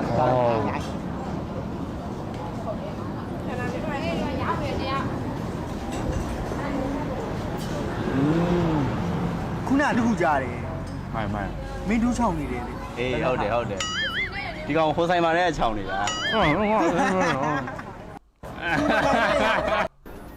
ရပါလာတော့ခွားသည်ပါကြောက်တော့ခွားသည်သားဘယ်မှာရှိရဝါပြီမင်းရပါပြီဒါကတော့မင်းတို့ပဲပြောလိုက်တော့ကွာဒါလဲစနာရဲ့ဘေနာဒီကမ်မောသားဖန်ရဲ့ရှေ့မှာ အခုဆိုရင်တော့ဒါကျွန်တော်တို့ဒါယူနန်ပုံကြောင်းပေါ့နော်ယူနန်ပုံကြောင်းဟိုသုံးဦးတဲ့အဲ့လိုကောင်းလားမသိဘူးကျွန်တော်စမ်းကြည့်မယ်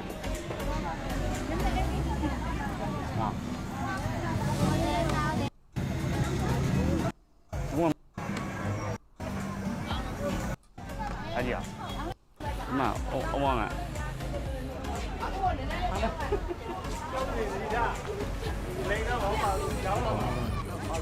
十表吗？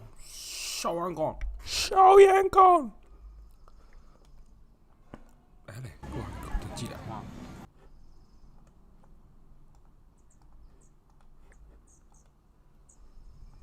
Fully underwent a period of enlightenment. Members of society, with art of the time displaying grandiose portion of what they had at their disposal going to waste. For example, every part of a hunted animal was used if 少爷你高你逼。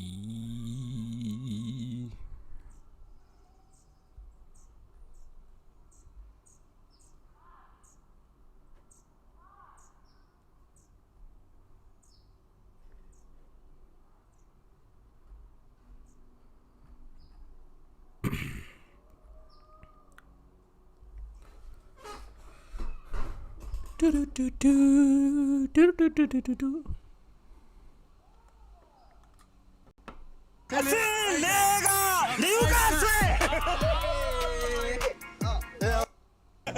ို့နှစ်ယောက်တည်းမှာအရင်ဖြေပေါ့နော်ပရီးမီးယားလိတဲ့ကဒုံးနီးပြနာမယ်နှစ်ယောက်လောက်ပြောပါလားအရင်မှန်တဲ့လူပြကဒုံးနီးပြနာမယ်ကဒုံးနီးပြနာမယ်အခုမန်စီးတီးနီးပြဆိုဂွာဒီယိုလာပြီးတော့ဇီဒန်အော်မန်ပရီးမီးယားလိမှာပရီးမီးယားလိမှာဂွာဒီယိုလာရဲ့ဂွာဒီယိုလာကဒုံဂျပန်ကဒုံတော့မပေါအောင်နော်ဒုံးနီးပြမန်နီးပြနီးပြတော့မေးဂွာဒီယိုလာ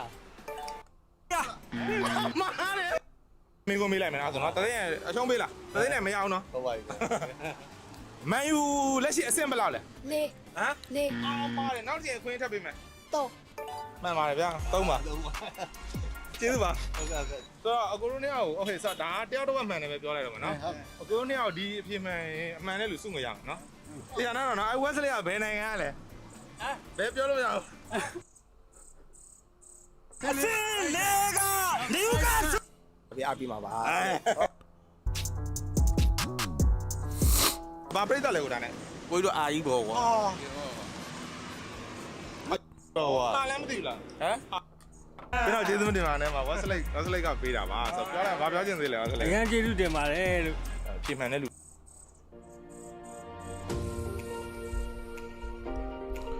Hassam Rider ရဲ့လေ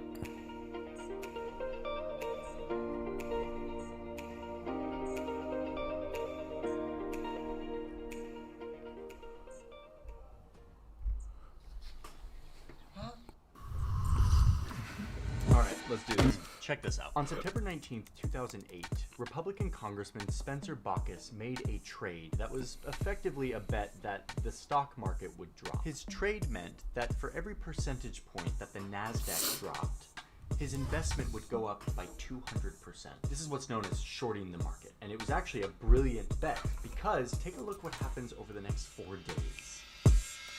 Oh, and this is when he sells, nearly doubling his investment. It was an amazing trade. It was almost as if he could see the future.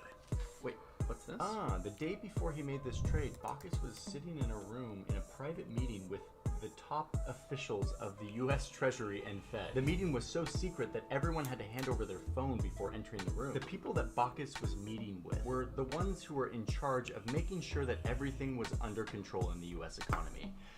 But this was September 2008, and things were not under control. This could be the most serious recession in decades. So in this meeting, Baucus was told that, quote, it was a matter of days before there was going to be a meltdown in the global financial system. Let's talk about the speed with which we are watching this market deteriorate. We're down over 16%. Okay. So that explains why he was able to make this brilliant trade. He knew when the market was about to crash because he had intel from within. But what's crazy is that Baucus's short on the market wasn't breaking any rules. It was totally legal. Luckily, we have financial disclosures. All of the stocks that lawmakers buy and sell. Public information. So we can see Who's making trades based on insider information?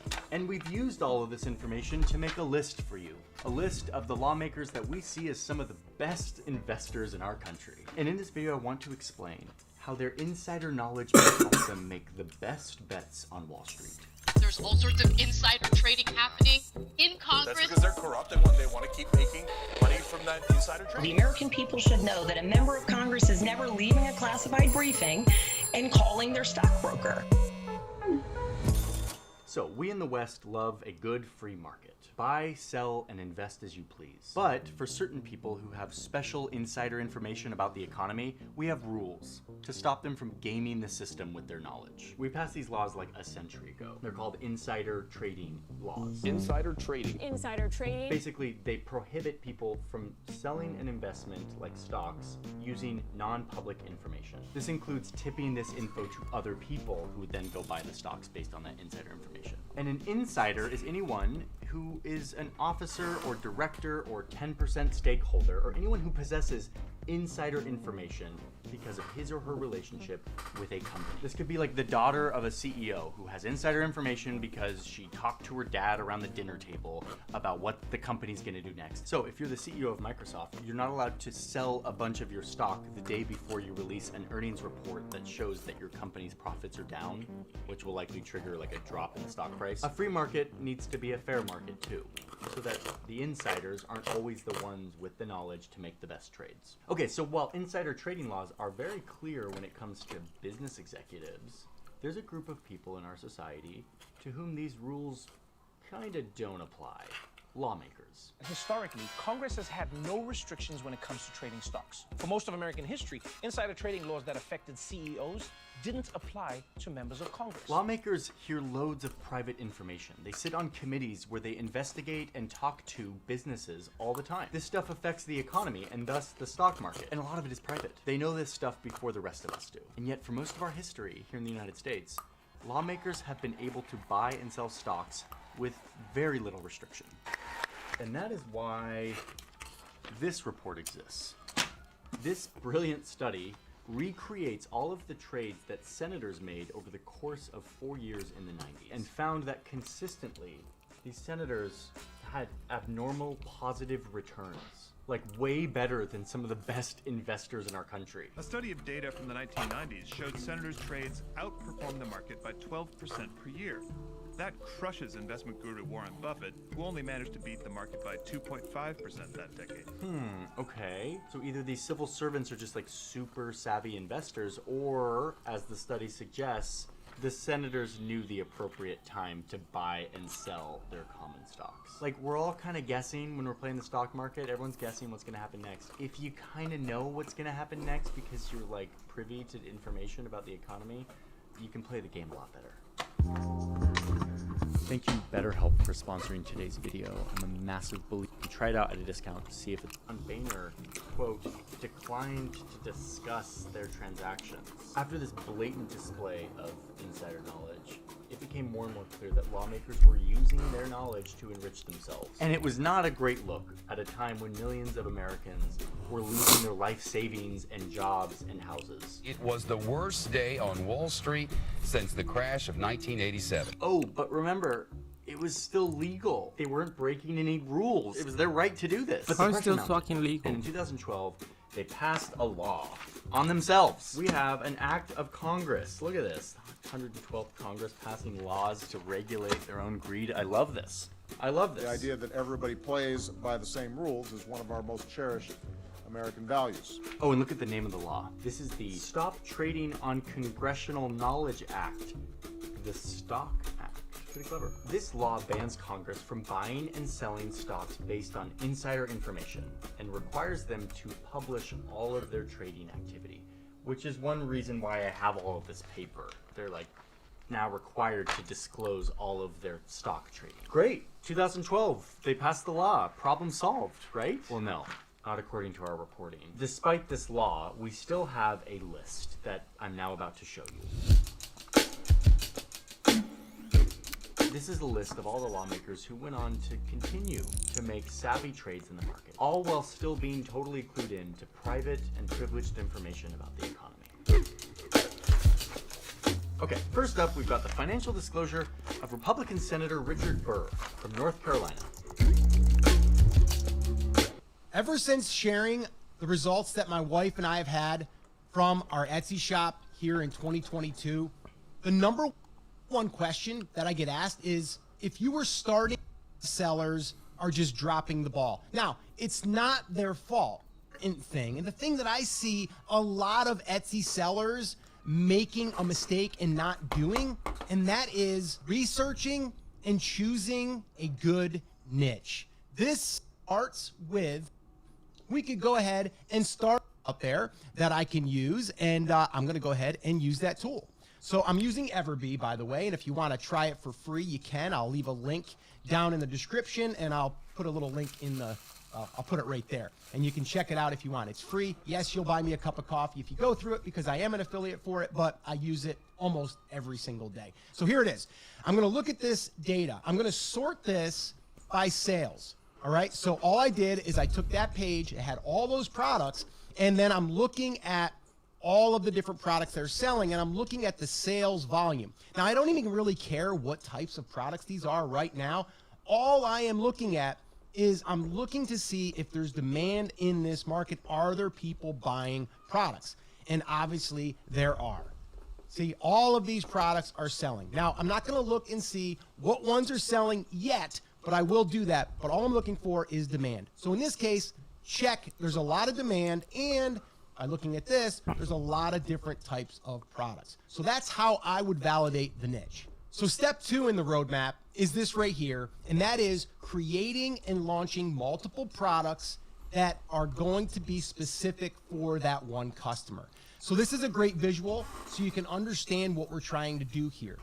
We have a customer, we want to sell them product number 1, or product number 2, number 3, number 4, number 5. We want to sell them as many products as we can sell. Now, they may be interested in product number 3.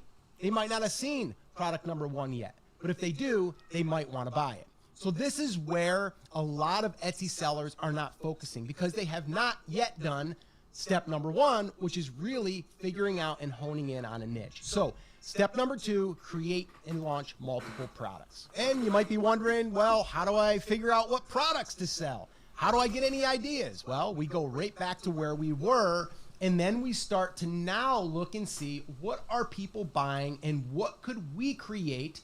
Not the same, what could we create and put our own designs on? Our own style is really what we're looking to do here. So let me just kind of run through these real quick. So check it out. Yes, we have t-shirts. I think t-shirts are always there, but that's not what I'm looking at. I'm looking at this here. I have a cutting board. I have a coaster that's like a little sign. I have a towel. I have a mat for the door. I have another mat, a bunch of mats. I have coffee cups.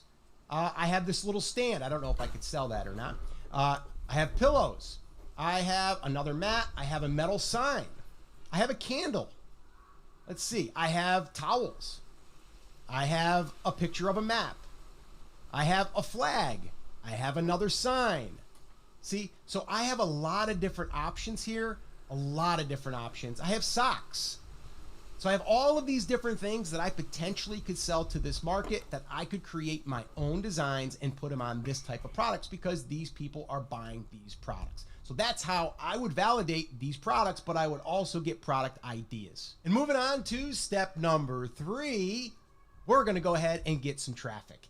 I don't want to wait around for my SEO to take effect. It might take a month. It might take 2. It might take 3. I want to get eyeballs on my products now. How do you do that? Well, I spend a little bit of money. Now, remember, guys, if you are watching this and you are really serious about this, this is a business. We are building a business. When you build a business, guess what? You probably are going to spend a little bit of money. And it's okay because that's part of business. So what I'm going to do here is I am going to turn on Etsy ads on my products. Now, does this mean that I am not using SEO? No, I absolutely am. I'm going to create my listings. I'm going to create them well optimized with good SEO, search engine optimization, and that is going to be a good title. It's going to be good images. It's going to be a good description. It's going to have good tags. All of the stuff that you normally would have, I'm still gonna have that. But here's where I'm different. I am going to spend money to get eyeballs immediately. And then when I start to get sales, I am going to rank faster than someone just sitting around waiting for the traffic to come. Why? Because Etsy bases a lot of their SEO ranking on sales velocity. So I want to spike the algorithm with sales. I also want to start getting in reviews, which we'll get to that here in a second. And then I am going to dial up the traffic so I can start getting sales. So turning on Etsy ads is critical. Now, I don't have to spend a lot of money here. As you can see right here, I was spending $5 a day for 30 days. And out of that $150, we generated $1,621.95. We got 49 orders. So now going back to what we talked about and why it's cart and people that have purchased and get them to buy more. All we need to do is set it up with a coupon code and immediately these will start getting sent out. Now, the reason why I'm calling this an internal list is because when someone favorites your shop or someone favorites an item, they are now tagged in Episode 2 of the print-on-demand t-shirt side hustle. Let's get it. So if you missed the last episode, we created some faith and inspiration-based shirt designs, built a branded Shopify website, and then promoted that website with some large Facebook pages that I own on the side. But did we make any sales over the last week or so? Let's take a look. Okay, so jumping into Shopify, you can see that we had over 2,000 store sessions and did a total of almost $300 in sales. That doesn't sound too bad, but our conversion rate was pretty bad at 0.27%, which means that maybe we aren't targeting the right groups of people or our prices are too high. First, I'm going to be switching from my current fulfillment service to a company called Printify because their pricing is simply better. I also wanted to take this time to rethink my marketing strategy. I'm not quite sure I was hitting the right audience, so I'm going to actually be investing around $500 or so into some Facebook ads over the next couple weeks, and we'll see how that affects our sales. Follow if you want to see the next part. This is why I personally do not recommend using Printify, Printful, or Etsy to sell your print-on-demand designs. These are all massive platforms used by a lot of people. However, you have to understand that there's a difference between those three and the three that I use, which are Teespring, Redbubble, and Merch by Amazon. Now, essentially, the biggest difference are the ones that I use, Teespring, Redbubble, and Merch by Amazon. Stop, drop, and roll. Oh, wait a minute. Oh, I can sell on Amazon too. Forgot about that, my boy. Forgot about that, my boy. Sophie. Posters. There we go.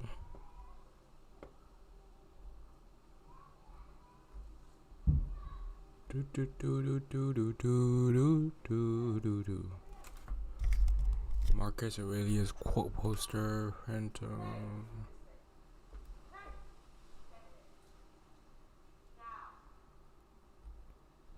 I want that. It's mostly stoic, I would say.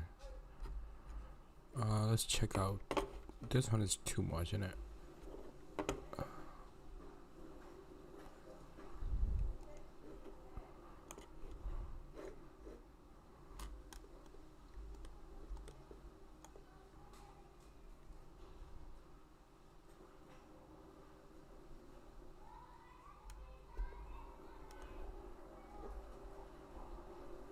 How much is it selling? 10 per month? Bruh.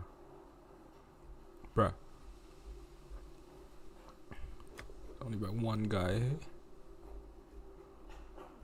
I think this one is probably selling the most.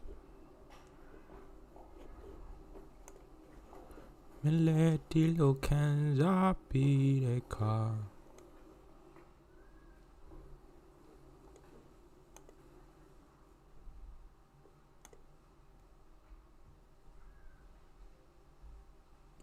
Unknown.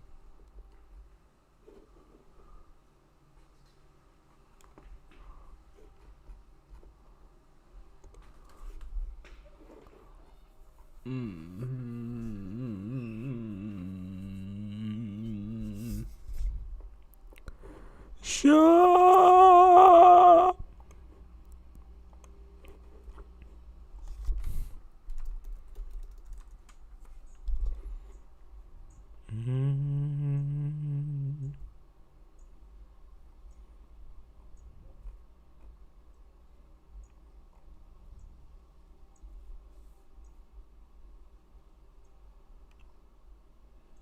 This is great, actually.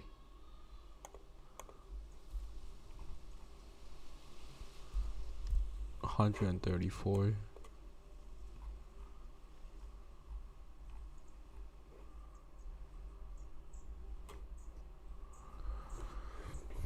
Fulfilled by merchant type shit.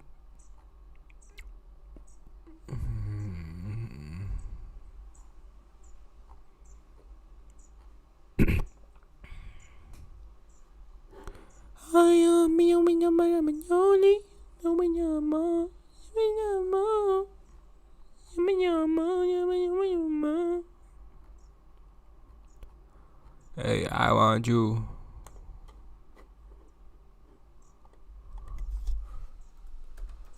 Stoic poster.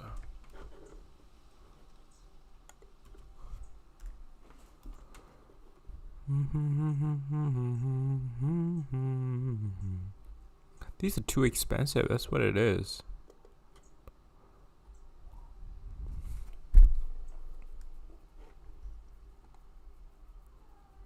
Can you make this cheaper, bro? 223K is insane, bro.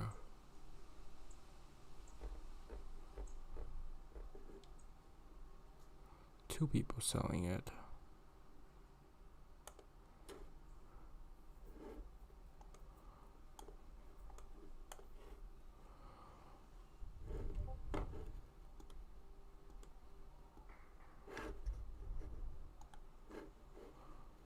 And I might have my hand all the best I dare. Museum of Art Variation, Frank Stella decorative painting, Do the Right Thing, Bride of Frankenstein, sticker, neon background decoration. Interesting, very, very interesting. He have a lot of stuff though.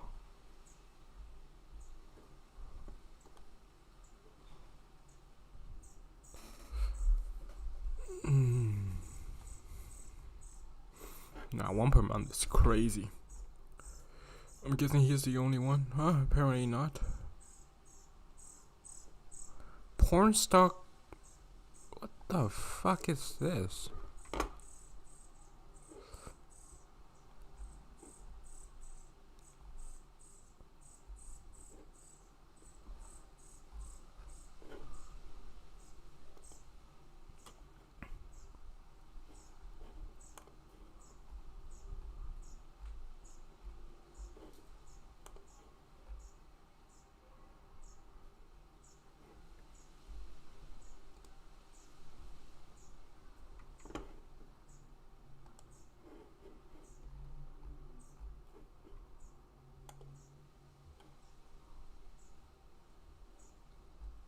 Malcolm X.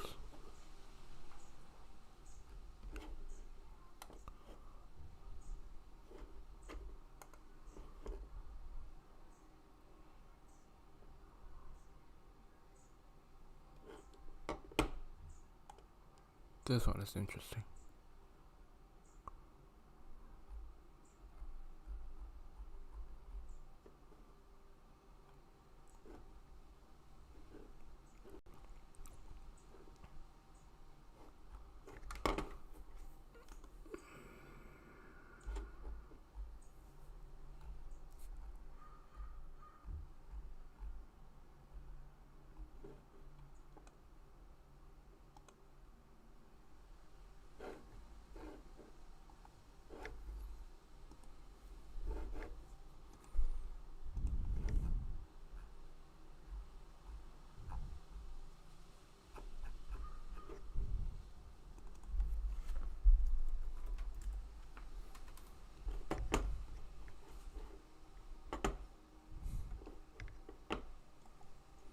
Very pop art.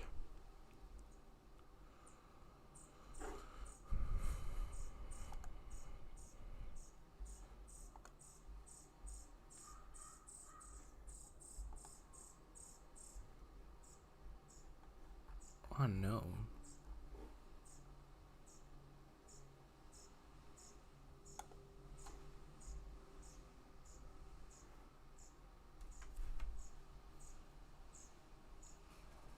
There's no movie posters though. Movie posters, but you know.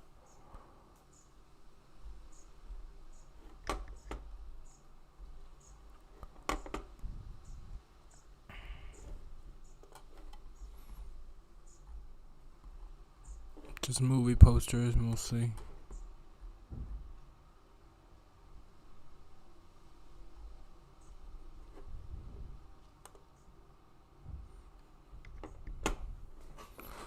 Unknown.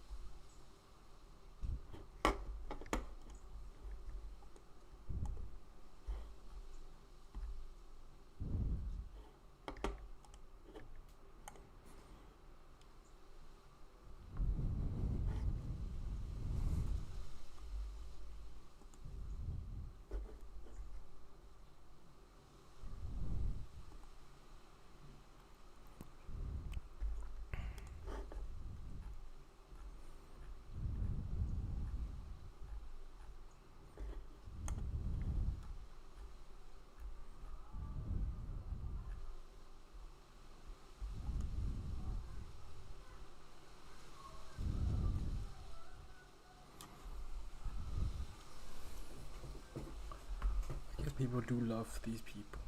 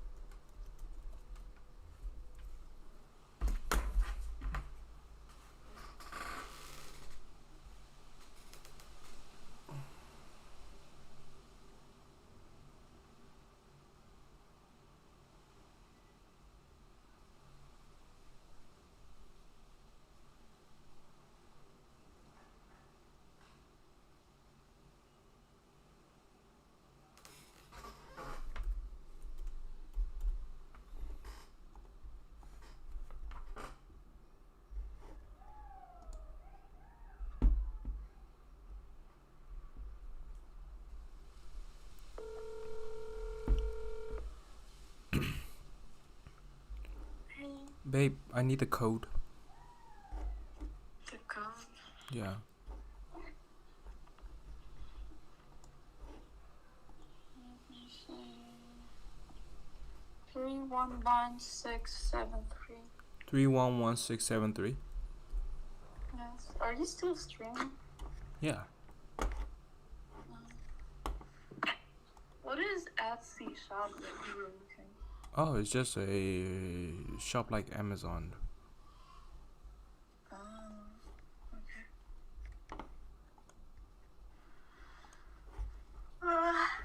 What you doing? Getting ready to pick up kids and then go to New York graduation from kindergarten. Graduation kindergarten? Uh-huh. Kindergarten? Yes.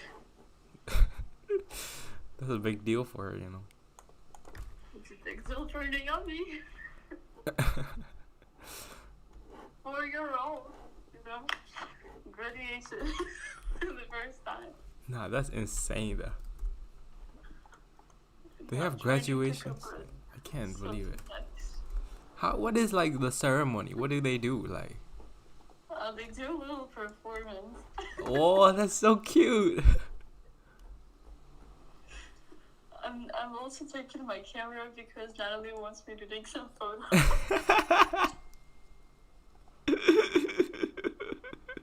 Greg called me at 1 a.m. Oh, what's up? What did he say? I didn't know. I didn't pick up. I was sleeping. Oh god. But then I texted him sorry. Like I was sleeping. What's up? And he just said sorry. Nothing else. I was like, okay. I think he just texted me to say if I'm coming to Friday or not. Oh.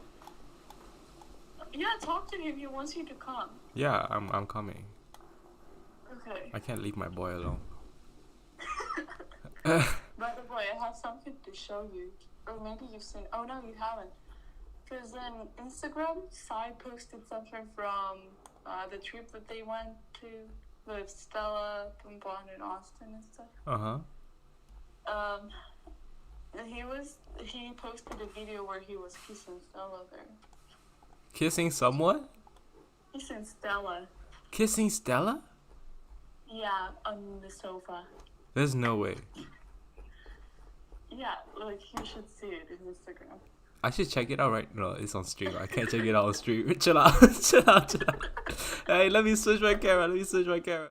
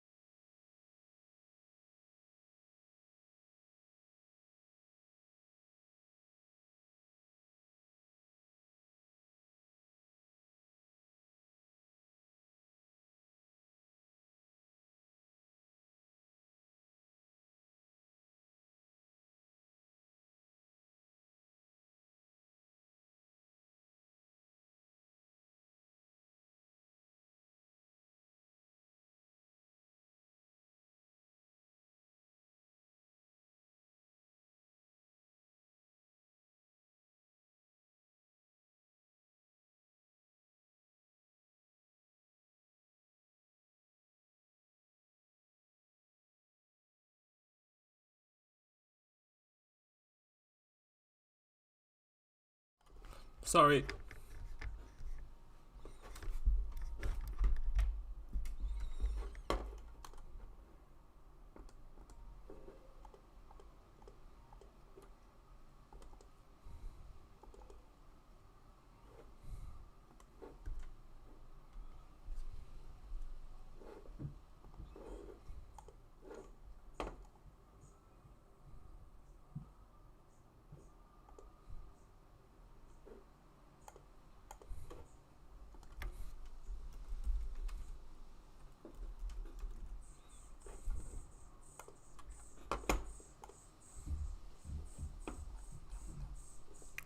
Deep dilemma.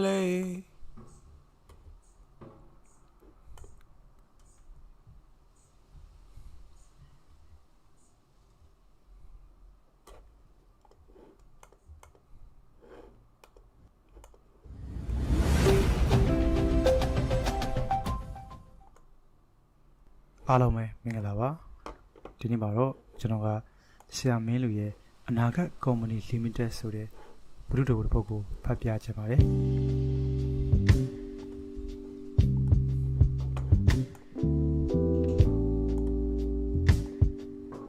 အနာဂတ်ကုမ္ပဏီ limited တနင်္လာအတွင်းအောင်မြင်ဆုံးကုမ္ပဏီစုကို3နှစ်ဆက်တိုက်ရရှိခဲ့ပြီဖြစ်သည်နောက်နှစ်တွေမှာလည်းဆက်ပြီးရဖို့အလားအလာကောင်းနေသည်အစုရှယ်ယာဈေးတွေကလည်းတည်ရိပ်တက်နေသည်အမြတ်ရာခိုင်နှုန်းကလည်းတစ်နှစ်ပြီးတစ်နှစ်ပို၍မြင့်မားလာသည်နိုင်ငံခြားတိုင်းပြည်များမှာပါကုမ္ပဏီခွဲတွေဖွင့်ဖို့အစီအစဉ်တွေစတင်ရေးဆွဲနေရပြီယင်းနှိမ့်မြှုပ်နှံမှုပြုလုပ်ရန်အကောင်းဆုံးအသင့်တော်ဆုံးကုမ္ပဏီဖြစ်ကြောင်းစီးပွားရေးပညာရှင်အဖွဲ့ကပဲထောက်ခံမှုပေးတာသည်ထိုကုမ္ပဏီကအနာဂတ်ကုမ္ပဏီ limited ပဲဖြစ်ပေသည်ဥက္ကဋ္ဌအပါအဝင်ထိပ်တန်းဒါရိုက်တာအဖွဲ့ဝင်9ဦးတို့သည်ထိုကုမ္ပဏီကိုစတင်တည်ထောင်သူများဖြစ်ကြ၏သူတို့သည်မူလကတာမန်မထင်မရှားဘေးရင်လက္ခဏာဆရာများသာဖြစ်ကြ၏ဖျားဆောင်တဲ့တစ်ခုမှာခုံကလေးတွေချပြီးဟောခဲ့ကြရသည်တိတ်အလုံးမဖြစ်ကြနောက်တော့သူတို့9ယောက်ပေါင်းပြီးအတော်အသင့်စီကားသောမြို့နယ်တစ်ခုမှာ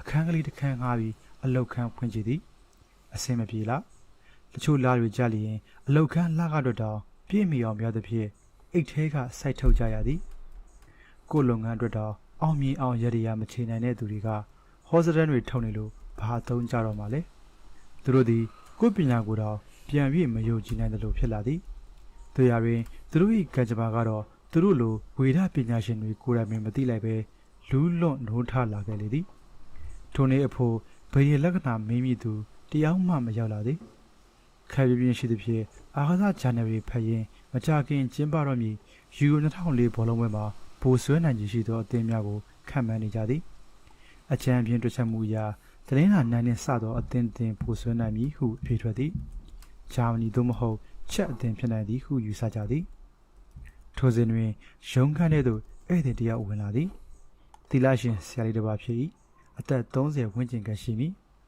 ဦးကောင်းမှသပင်များကိုပြောင်းနေအောင်ရိတ်ထားသည့်တိုင်ကြည်လင်ချောမောသောမျက်နှာကပေါ်လွင်သည်ကြွပါဆရာလေးကြွပါတယောက်ကလေးလေးစားစားဖိတ်ခေါ်လိုက်သည်ဆရာလေးသည်စပွဲရှိမှရက်သည်ထိုင်မှာဘာကူညီပေးရမလဲဟုနောက်တယောက်ကမေးသည်ဆရာလေးသည်မတ်တက်လျက်ကပင်ဝိတုခွေနဲ့လောက်အလူခံရှင်လို့ပါရပါတယ်ဆရာလေးဘလောက်အလိုရှိပါသလဲဆရာလေးသည်စပွဲပေါ်မှာအာကာသချန်နယ်များကိုတစ်ချက်ကြည့်လိုက်ပြီးမှ88ချက်ပါခုချိန်မှာတစ်ချက်တန်ကိုရှာဖို့လည်းမလွယ်တော့ထို့ကြောင့်တရားရန်တရွက်ကတ်လူလိုက်ပြီးတရားလည်းမဲလက်ခံလိုက်ပါဆရာလေးဆရာလေးကတရားတန်ကိုနှီးပန်းကလေးဖြင့်ခံယူလိုက်သည်ဘန်းထဲမှာအစင်သစ်ရှိနေသောစားကလေးတစ်အိတ်ကိုပြန်ကမ်းပေးသည်ကိုရောစိတ်ပါရွှင်လန်းကျမ်းမာကြပါစေဟုဆုတောင်းပေးပြီးနောက်အိန္ဒြေရစွာပြန်ထွက်သွားသည်စားကိုဖွေးကြည့်လိုက်တော့ပြန်အန်းငွေ13ချက်ကိုတွေ့ကြရသည်အသစ်ဆက်ဆက်10ရန်1ရက်နှင့်တစ်ချက်တန်3ရက်ဆရာလေးသည်ငွေ88ချက်တိတိကိုသာအလူခံသွားခြင်းမှာအကြောင်းမဲ့သက်သက်မဖြစ်နိုင်အထိပ္ပယ်တစ်ခုခုတော့ရှိရမည်ဟုဝေရသမားတို့၏ပင်ကိုစိတ်ဖြင့်အလိုလိုသိလိုက်သည်သူတို့သည်ဘာအထိပ္ပယ်လဲဟုအမျိုးမျိုးစဉ်းစားကြည့်ကြသည်အဖြေကိုမရအာကာသဂျန်နယ်အဖြူသားလွတ်နေရပေါ်မှာ88ချက်ဆိုသောစာသားကိုရေးပြီးစစ်စစ်ဆက်ဆက်ကြည့်သည်တွေးလို့မရကဏ္ဍဖြင့်ရေးကြည့်ပြန်သည်89တခုခုထူးခြားနေလို့ပဲဟုတ်ပြီ 89ဟုကဏ္ဍဖြစ်ရေးရတာကို89ချက်ဟုဖတ်ရမည်ဖြစ်သည်တို့ရတွင်ကဏ္ဍတွေကိုအခရာစလုံးတွေဖြစ်သဘောထားပြီးဖတ်ကြည့်လိုက်မယ်ဆိုရင်တော့အတန်ထွက်ပုံကဂရိသူတို့သည်အားကစားကြံများကိုလှန်ပြီးရှာဖွေကြည့်ကြသည်ယူရို2004ဘောလုံးပွဲဝင်ထွန်းပြီးအသင်းတွေထဲမှာဂရိနိုင်ငံလည်းပါဝင်နေကြောင်းတွေ့ရသည်တို့ရတွင်ဂရိအသင်းသည်နာမည်ကြီးမဟုတ်ခြေစွမ်းကတာမန်မြတ်သာရှိအုပ်စုအနေထားရလည်းအင်းဖြစ်သဘောလောက်သာဖြစ်သည်ဘိုးဆွဲဖို့ဒီနေ့သာအုပ်စုအဆင့်ကိုကြော်ဖြတ်နိုင်မှုအခြေအနေမှာတော့မရှိတခုသာပြောစရာရှိသည်သူတို့အကြမ်းဖြင့်တွက်ချက်ခဲ့စဉ်ကသတင်းလာနှမ်းနှင့်စသောအသင်းဘိုးဆွဲမည်ဟုအဖြေထွက်ခဲ့သည်ဒီတစ်ချက်တော့ကိုက်ညီမှုရှိနေ၏ဘာပဲဖြစ်ဖြစ်အသေးစိတ်တွက်ချက်ရမည်ဂရိနိုင်ငံ၏လက်တီကျူလောင်တီကျူနေရာတွေကိုရှာသည်ဘောလုံးပွဲကျင်းပခြင်းတွင်ဖြစ်ပေါ်နေမည့်ဂျိုနက်ခတ်တို့၏အနေအထားနှင့်တိုက်ကြည့်သည်ခရစ်ရှနာမူဟတီဟောဂင်းနှင့်ညှိသည်ကနန်းဘေရင်နှင့်တွက်သည်တဲရော့ကတ်ကိုလည်းတုံသည်အယူတော်မင်္ဂလာအတိတ်နမိတ်ပါမချမ်းဘတ်ဆောင်တောက်ဆောင်ကစစ်စစ်တွက်ချက်ကြည့်သောအခါအံ့ဩဖွယ်အဖြစ်တခုထွက်လာသည်ယူရိုပွဲမှာဂရိနိုင်ငံအသင်းဘိုးဆွဲရမည်သူတို့သည်ကြီးမားသောစွမ်းစားမှုတစ်ခုကိုပြုလုပ်ဖို့ဆုံးဖြတ်လိုက်ကြသည်အားကစားချန်နယ်များအပါအဝင်နာမည်ကြီးချန်နယ်တွေထဲမှာသူတို့၏လုပ်ငန်းကြော်ညာကိုထည့်သွင်းလိုက်သည်ကြော်ညာစာသားထဲမှာဂရိဘိုးဆွဲရမည်ဆိုသောဟောရင်ကိုပါစလုံးမဲကြီးနဲ့ထည့်သွင်းဖော်ပြလိုက်သည်တချို့ကရဲရင်သောဟောကင်းဟုဆိုသည်တချို့ကတော့ခက်ကြောင်ဘေရင်ဆရာတွေပဲဟုရဲသွန်းသွေးကြသည်ဂျာနယ်တစ်စောင်ကဆိုလျင်ခမရတို့ဟောကင်းကြောင့်ကျွန်တော်တို့ဂျာနယ်ပါထိခိုက်နေပါဦးမယ်ဟုဆိုပြီးကြောညာကိုတော့လက်မခံပဲညင်းပယ်လိုက်၏ထိုကြောညာပါပြီးနောက်သူတို့အလောက်ခန်းကိုဘေရင်လက္ခဏာမင်းမိသူတယောက်မှရောက်မလာတော့သူတို့အနေဖြင့်အဖြေကိုထိုင်ဆောင်နေုံသာရှိသည်ဟောကင်းမှန်လို့တော့ဒီလိုလှုပ်ရှားလို့ရတော့မှာမဟုတ်တော့သူရတွင်ဂရိအသင်းသည်တဆင့်မီတဆင့်အောင်မြင်စွာကြော်ဖြတ်နိုင်ခဲ့သည်ထိပ်သီးတွေကိုတသင်းပြီးတသင်းဖြုတ်ချခဲ့ပြီးဘိုလ်လူပွဲမှာလည်းအေရှယန်ပရိုဂီကိုနိုင်ရပြီးဥရောပချန်ပီယံဖလားကြီးဆွတ်ခူးသွားသည်ထိုအချိန်မှစ၍သူတို့၏လုပ်ငန်းမှာလည်းတရှိန်ထိုးနာမည်ကြီးသွားလေတော့သည်သူတို့စီမှာဘယင်လက္ခဏာမြေးကျင်သူများကလည်းတပတ်ခန့်ကြိုတင်ပြီးတုံငင်ယူရသည့်အခြေအနေမျိုးရောက်လာသည်ဒါတွေမကသေးသူတို့လုပ်ငန်းအောင်မြင်မှုကိုအထွတ်ထိပ်ရောက်အောင်တွန်းပို့ပြီးမိအခွင့်အရေးတစ်ခုလည်းထပ်မံပေါ်ပေါက်လာခဲ့ပြန်သည်2004-2005ဥရောပချန်ပီယံလိဘောလုံးဘိုလူပွဲပင်ဖြစ်သည်အီတလီမှ AC မီလန်နှင့်အင်္ဂလန်မှလီဗာပူးတို့ရှင်ပြိုင်ကြရမည်ဝါရရောတဘာရရောပညာအရာရရောဘောလုံးသမားလူစင်အရာပါ AC မီလန်ကအဘဘမှတာနေသည်တို့ရတွင်သူတို့၏တွက်ချက်မှုအရလီဗာပူးဘိုဆွဲမည်ဟုဟောကင်းထုတ်လိုက်သည်တကယ်ကန်ကြတော့ AC မီလန်ကတကူစသွင်းသည်ဒီလောက်ကကိစ္စမရှိအချိန်မီပြန်ချေနိုင်သည်မီလန်ကတကူထပ်သွင်းပြန်သည်နည်းနည်းတော့ကိစ္စရှိလာပြီပထမပိုင်းမပြီးသေးခင်မှာပင်နောက်တော့ကိုထပ်သွင်းသည်၃ဂိုးကိုမရှိအချိန်တွေကတော်တော်ဆိုးသွားပြီမီလန်လိုအသင်းမျိုးကို၃ဂိုးပြန်ချေဖို့ဆိုတာမျှော်လင့်ချက်မရှိသလောက်ပင်ဖြစ်သည်ကစားကွက်ရလဲမီလန်ကတစ်ချိန်လုံးအပေါ်စီးကစိတ်ကြိုက်ဝင်တော့ကစားနေသည်ဒီတော့သူတို့ဟောကင်းကိုယုံပြီးလီဗာပူးဘက်ကပုံဩသူတွေကဖုန်းကြတီဆက်ပြီးအပြစ်တင်ချိန်မောင်းကြသည်မီလန်ပရော်ဒါတွေကလည်းလှမ်းရှိကြသေးသည်အီးမေးလ်တွေလည်းအဆက်မပြတ်ဝင်လာသည်တခုခုတော့လွဲချော်နေပြီထို့ကြောင့်ကွန်မနာတဲကမီလန်လီဗာပူးတွက်ချက်မှုဖိုင်ကိုချက်ချင်းပြန်ဖွင့်သည်အသေးစိတ်အချက်လက်များကိုမြန်စစ်ဆေးကြည့်သည်အချက်တစ်ချက်ရှာတွေ့သည်လီဗာပူးအသင်းကိုအထောက်အကူပြုနေသည့်ဂျိုးတလုံးသည်ရီချရိုအခြေအနေမှာရောက်နေခြင်းဖြစ်သည်ထိုတက်ရောက်မှုကြောင့်အခက်အခဲအကျက်တွေနဲ့ကြုံနေရခြင်းသာဖြစ်သည်တို့ရတွင်ထိုအခြေအနေမှလွတ်မြောက်ဖို့မှာလောင်ချီကျူအဖြစ်9ဒီဂရီသာလိုတော့သည်မိနစ်20ရီထရိုမှလွတ်မြောက်ကစားတွင်ထူးခြားအံ့ဩဖွယ်အပြောင်းအလဲများဖြစ်တတ်သည်ထို့ကြောင့်ဒုတိယပိုင်းတွင်လီဗာပူးသည်ထက်စီးကိုပြန်ရောက်ရပေလိမ့်မည်နောက်တစ်ချက်ကတော့ AC မီလန်အသင်းကိုဦးဆောင်ကစားနေသောမာဒီနီကစားတာနှင့်ပတ်သက်သည်လက်ရှိအချိန်မှာဖြစ်ပေါ်နေသောသူ၏ကံကြမ္မာသည်ယူရို2000ပွဲတုန်းကအခြေအနေနှင့်တစ်ထက်တည်းနီးပါးဖြစ်သည်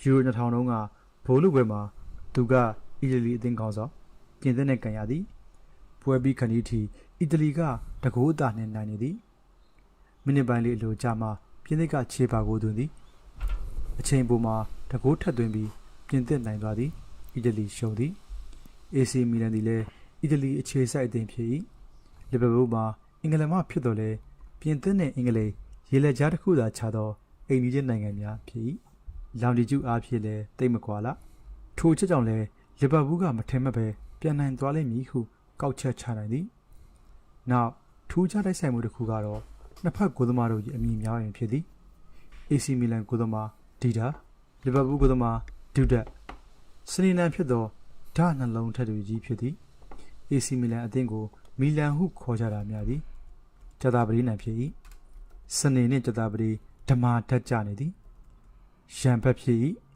အသင်းကောင်းဆောင်မာလီနီသည်လည်းကျတာပတိစနေဓမ္မာဖြစ်နေမြဲသည်လီဗာပူးကဘော်ဒဘူးနံစနေနှင့်မိတ်ဖက်ဒန်လာဓာတ်ဖြစ်သည်ပြီးတော့ဒူးတက်ကလည်းတစ်ခါတစ်ခါယူးကြောင်လွတ်တတ်သည်လည်းမဟုတ်လားဒီတော့ဒူးတက်သည်အနိုင်ရှုံးကိုဆုံးဖြတ်ပေးလိမ့်မည်သူတို့သည်ဘောလုံးပွဲကိုမျက်ခြေမပြတ်စောင့်ကြည့်နေကြသောအားစားချန်နယ်တိုက်များသို့ချက်ချင်းဖုံးဆက်ပြီးလီဗာပူးနိုင်ကိုနိုင်ရမည်ဟုအကြောင်းကြားလိုက်သည်ကမ္ဘာရဲ့ရရှိသတင်းဌာနများသို့လည်းသူတို့၏ဟော်ဂိမ်းကိုအီးမေးလ်နှင့်အမြန်ပို့လိုက်သည်လီဗာပူးမန်နေဂျာဘီနီဒက်စ်ထံသို့ဓာတ်ရိုက်ဖုံးဆက်သေးသည်ဖုန်းမကင်ပဲ message ပေးရပါဆိုသဖြင့်အားမလျှော့ဖို့နှင့်နိုင်မှာကြီးသေးကြောင်းအားပေးစကားပြောထားလိုက်သည်ဒုတိယပိုင်းပြန်စပြီးမကြခင်မှာပင်လီဗာပူးအသင်းကမိနစ်အနည်းငယ်အတွင်း3 ဂိုးစတိုက်ပြန်သွင်းလိုက်သည်တည်ရဖြစ်နေသဖြင့်အချိန်ပိုကန်ရသည်တစ်ဖက်ကဂိုးထပ်မသွင်းနိုင်သဖြင့်ပနတီ9လုံးစီကန်ကြရသည်နောက်ဆုံးအဆုံးဖြတ်ပေးပြီးပနတီကိုကန်မိသူမှာမီလန်မှ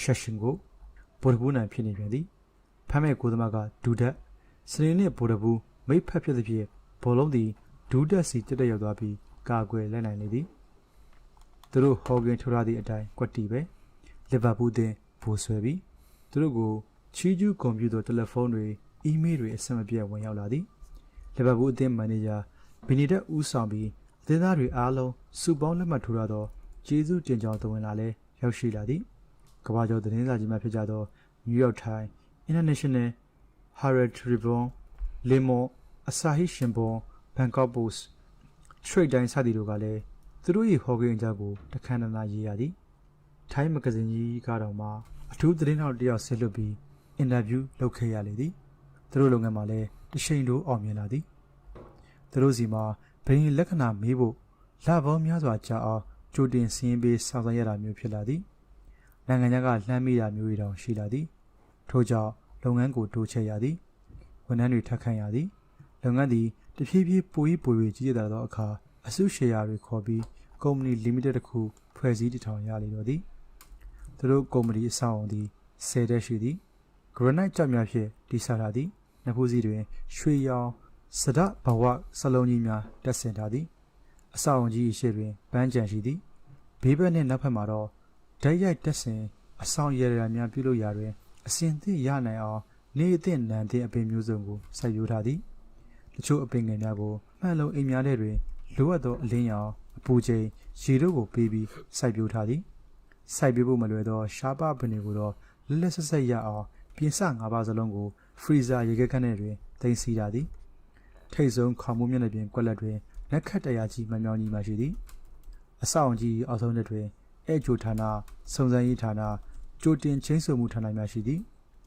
တစ်ဖက်ချမ်းရှိခမ်းမကျဲကြီးမှာတော့ eBay တွင်လက္ခဏာဟောပေးသောဆက်များရှိသည်ဘဏ်တွေမှာထားသော ATM ခေါ်အလွယ်ရောက်ငွေထုတ်ဆက်များလိုပုံစံမျိုးဖြစ်သည်ကောင်နာမဝယ်ယူခဲ့သောကပ်ပြားကိုဆက်ထဲထိုးထည့်ပြီးကိုယ့်ရဲ့မွေးနှစ်မွေးလာမွေးရက်မွေးနှစ်နဲ့အချိန်တို့ကိုပါမော်နီတာစကရင်ပေါ်မှာပေါ်နေသောပုံစံကွက်လက်ထဲရိုက်ထည့်ပေးရသည်ထို့နောက် print clock ကိုနှိပ်လိုက်လျင်ဆက်ထဲမှာတလစာဟောစတန်စာရွက်ကလေးထွက်လာသည်ဒါက eBay တဲ့လက္ခဏာကတော့ဆက်မျက်နှာပြင်ပေါ်မှာအရာပေးရသည့်အတိုင်းလက်ဖွားနှစ်ဖက်ကိုတင်ရသည်ဆက်ကစကန်နာဖြင့်ဖတ်ယူလိုက်သည်လက္ခဏာဆော်ဝဲကအရေးအကြောင်းများကိုတိုက်ဆိုင်တွက်ချက်သည် People love that ဟော pads ကိန်းများကိုလက်ဝါးပြင်ပုံစံနှင့်အတူစာရွက်ပေါ်ရိုက်နှိပ်ပြီးထုတ်ပေးလိုက်သည်လက်ဖွားပုံစံပေါ်ရှိထူးခြားသောအမှတ်သားများကိုမက်ဆင်ထိုး၍ညွှန်ပြထားသည်ဘယ်အမှတ်သားကြောင့်ဘာဖြစ်ကြောင်းရှင်းပြထားသည်ထိုဟောကိန်းများမှာရေဘူးဝသဘောများသာဖြစ်သည်ဆရာကိုယ်တိုင်ဟောတာတော့ပြေဆုံးမှန်ကန်မှုမရှိတို့ရတွင်ဈေးနှုန်းအလွန်သက်သာသည်အချိန်ကုန်ခံပြီးစောင့်စရာမလိုတော့ဘဲချက်ချင်းသိနိုင်သည်ထို့ကြောင့်လူကြိုက်များသည်ငွေကြေးသိမ့်မတက်နိုင်သူများအသုံးပြုကြသည်တချို့ကလည်းအပျော်သဘောမေးကြသည်ထိုစကလေးများကို လူစီကားရနေရာတိုင်းမှာထားပေးရသည်ဆက်တဲထည့်သွင်းရသောကတ်ပြားကလေးများကိုတယ်လီဖုန်းကတ်လိုပင်နေရာတကာမှာအလွယ်တကူဝယ်လို့ရနိုင်သည်လူတစ်ယောက်သည်လက္ခဏာဖတ်ဆက်ရှိတွင်ရက်နေသည်လက်ဖွားများကိုပုံစံပေါ်တင်ထားသည်ထို့နောက်ခလုတ်ကိုနှိပ်ပြီးစိတ်စောနေဟန်ဖြင့်စောင့်ကြည့်နေသည်ထိုသူ၏ရုပ်ရည်ဟန်ပန်နှင့်ဝတ်စားပုံကိုကြည့်လျင်လက်လုံလက်စားတစ်ယောက်ဖြစ်ကြောင်းသိသာသည်ဆက်ထဲမှတာယာသောဂီတသံခတ်တူတူထွက်လာသည်2 မိနစ်ခန့်ကြာသောအခါစာရွက်တစ်ရွက်ထွက်လာသည်ထိုသူသည်စာရွက်ကိုဆွဲယူပြီးစိတ်ဝင်စားစွာဖတ်ကြည့်သည်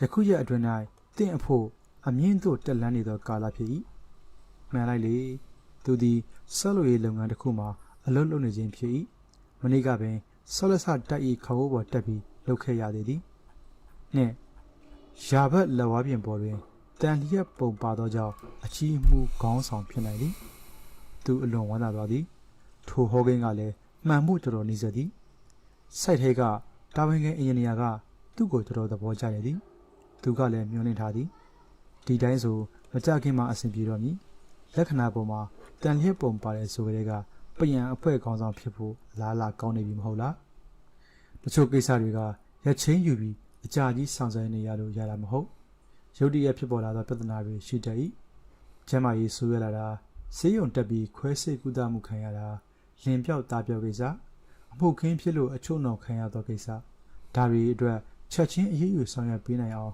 အရေးပေါ်ဌာနကိုဖွင့်လှစ်ထားပေးသည်အမြန်ကြီးတော့ပေးရသည်လူတစ်ယောက်သည်အရေးပေါ်ဌာနတာဝန်မှု၏စပွဲရှိမှထိုင်နေသည်ထိုသူသည်အဝတ်စားကိုတက်နိုင်သည်များတိတ်ရအောင်ဝတ်ဆင်လာတော့လဲနီလောင်ပြီးညိုမဲချမ်းတမ်းသောအသားရည်ကြောင့်အလုတ်ချမ်းသမားတစ်ယောက်ဖြစ်ကြောင်းထင်ရှားနေသည်ဘာကူညီပေးရမလဲခင်ဗျာတာဝန်မှုကမေးသည်ကျွန်တော်ရေရချင်းလို့မဟုတ်ဘူးရေရပြန်ချခြင်းလို့ထိုသူကကပောက်ကချာပြောသည်တိတ်မရှင်းဘူးခင်ဗျတီးချာပြောပါဦးဟိုရင်လေရေရချီတာကိုပြဖြတ်ခြင်းလို့ဗျာဘလို့တာဝန်မှုကဒါမျိုးတစ်ခါမှမကြုံဘူးတဖြစ်ကြောင်တောင်ဖြစ်သွားပြီးမှရေရအဆင်မပြေလို့လားခင်ဗျမဟုတ်ဘူးဆရာရဲ့အစီပြင်းလို့အားကြီးနေလို့ဒါနဲ့များဒီလိုပါဆရာလွန်ခဲ့တဲ့လောက်ကဆရာတို့စီကိုကျွန်တော်မိမလာပြီးရေရချီသွားရလေကျွန်တော်စီမှာ customer တွေကများတော့မှတ်မိဖို့မလွယ်ဘူးနာမည်ပြရင်တော့ကျွန်တော်မိမနာမည်ကမတ်နော်တဲ့ကျောင်းတော်ကောင်ဆေးလိတ်ခုံမှာလုပ်ပါတယ်။အော်ဟုတ်ပြီ။ပြီးရင်ကွန်ပျူတာမတန်းထဲမှာပြန်ရှာပြီးစစ်ဆေးပေးမယ်။ခုတော့ကိစ္စကိုဆက်ပြောပါဦး။ကျွန်တော်အလုပ်ကန်ကတိတ်အဆင်မပြေလို့ရရလက်တောင်းခဲ့တာပါ။ရရလည်းခြေပြီးရောအလုပ်ကအရန်ကောင်းလာတယ်။ဒါပေမဲ့ဆရာပဲစဉ်းစားကြည့်ပါဦး။ကျွန်တော်ကစိုက်ကားနင်းတာလေ။အလုပ်အဆင်ပြေလေပိုနင်းရလေပေါ့။အဲ့တော့ဝင်ငွေပူရတာပဲမဟုတ်လား။ဒါပေမဲ့တစ်ချိန်လုံးနင်းနေရတော့တည်ရောပေါ့။တနေ့ကုန်လုံးဝမနာဘူး။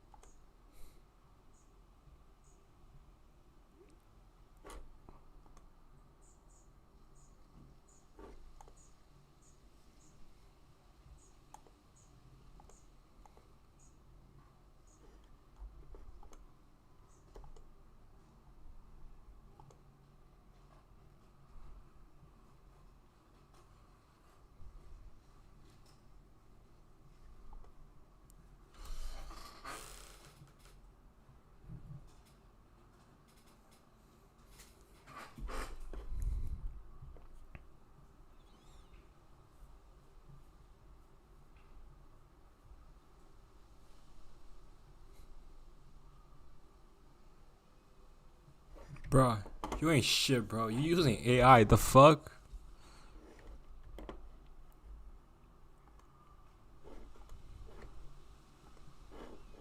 So I'm guessing most of them are like this.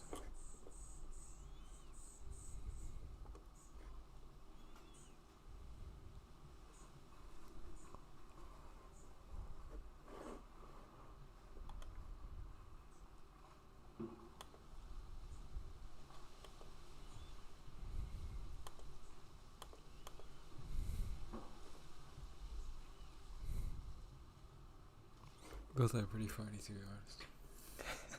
They're pretty funny.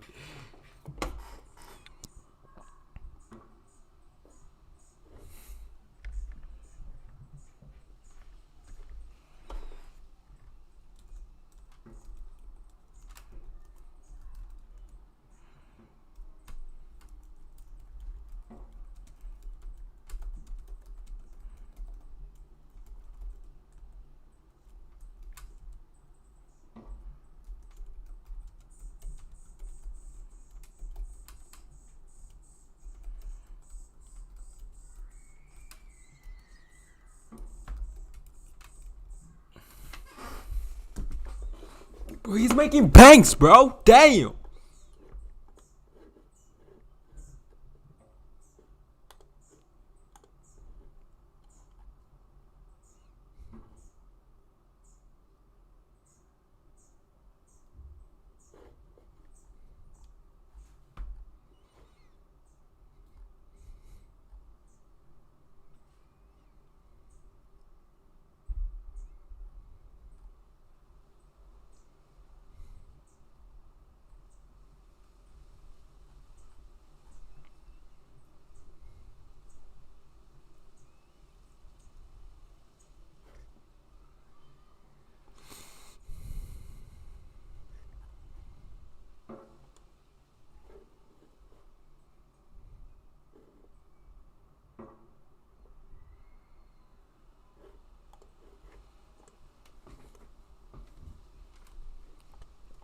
It really doesn't cost that much, bro.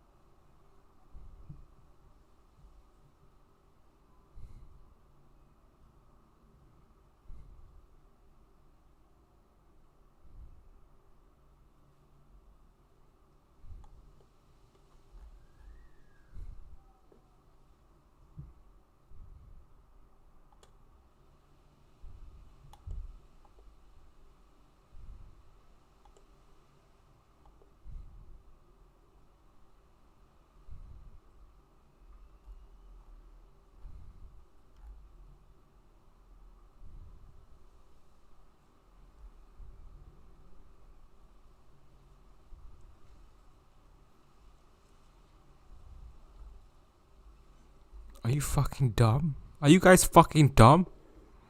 He does not paint this stuff. Are you fucking dumb?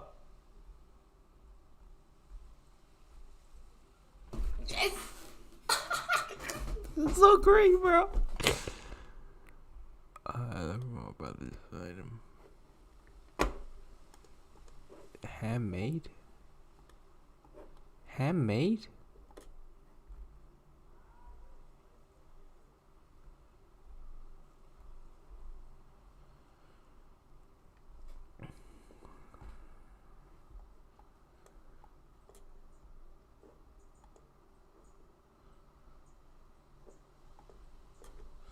What does that mean?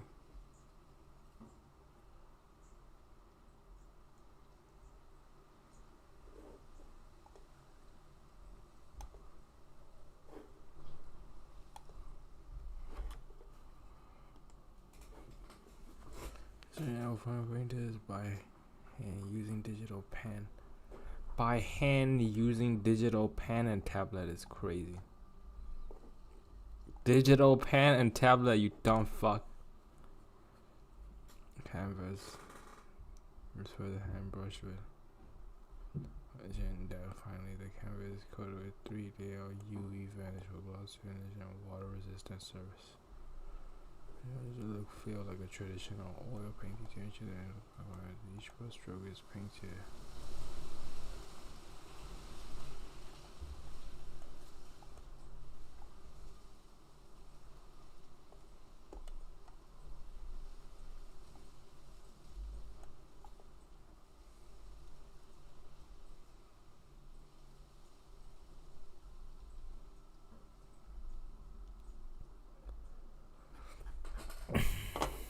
Okay, maybe this guy does it by hand, but definitely not this guy. 100% not this guy. Handmade? Oh, no.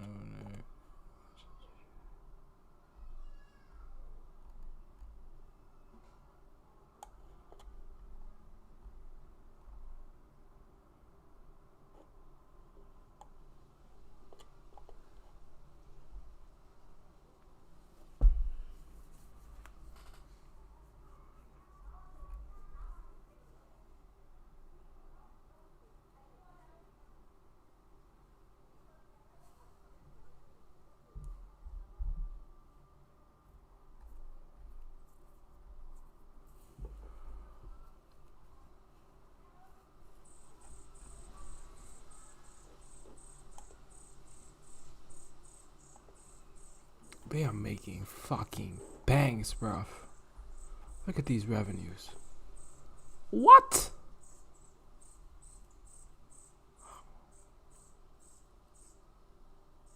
$3,744 in a month. God damn! I need to start selling this shit.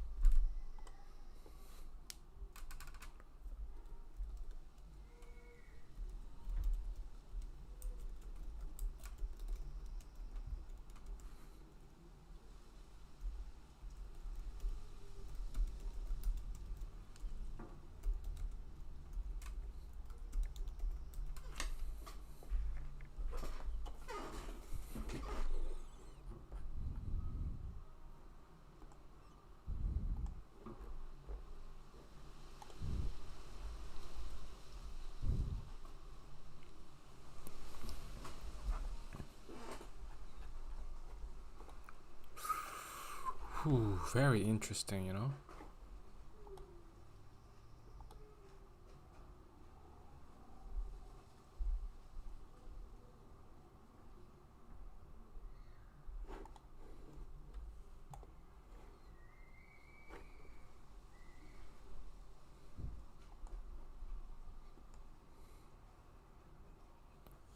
Digital hand painting, bro? Come on.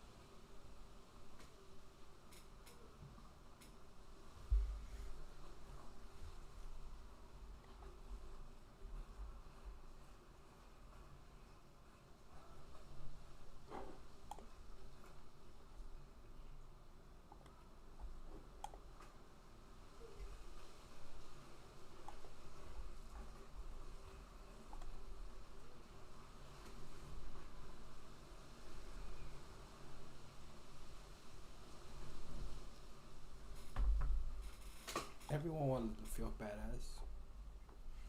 So let's see. The target audience: father, mother, family, couples, pets. Right? What else are there?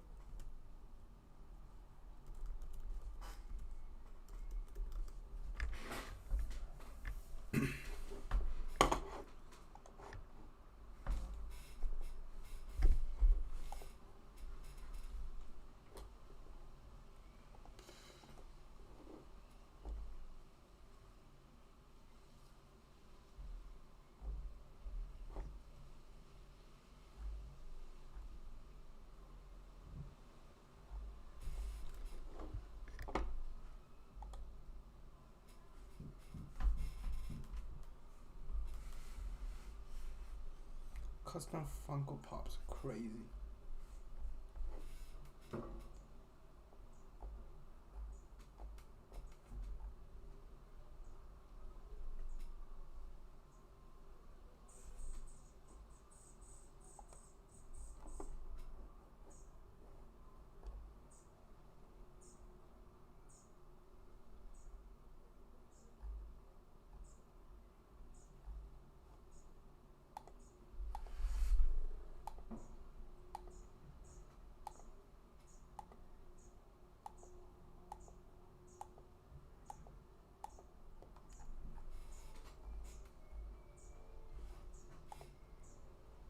think I found it.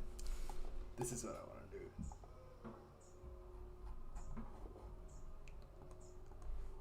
I need to find a niche, a bigger niche. Renaissance is cool and all that, but is it anime though?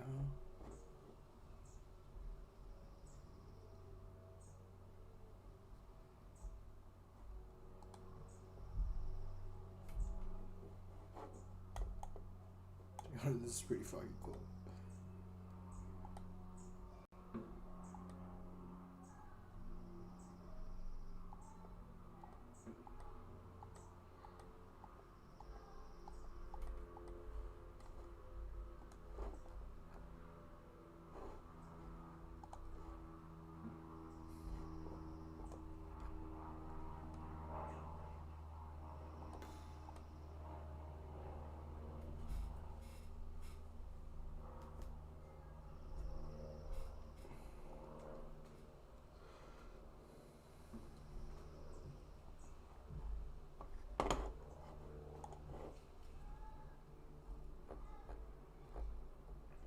Also either Game of Thrones.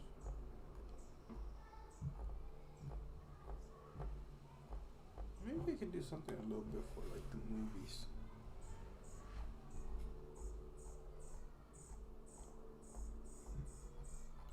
Like the Goodfellas.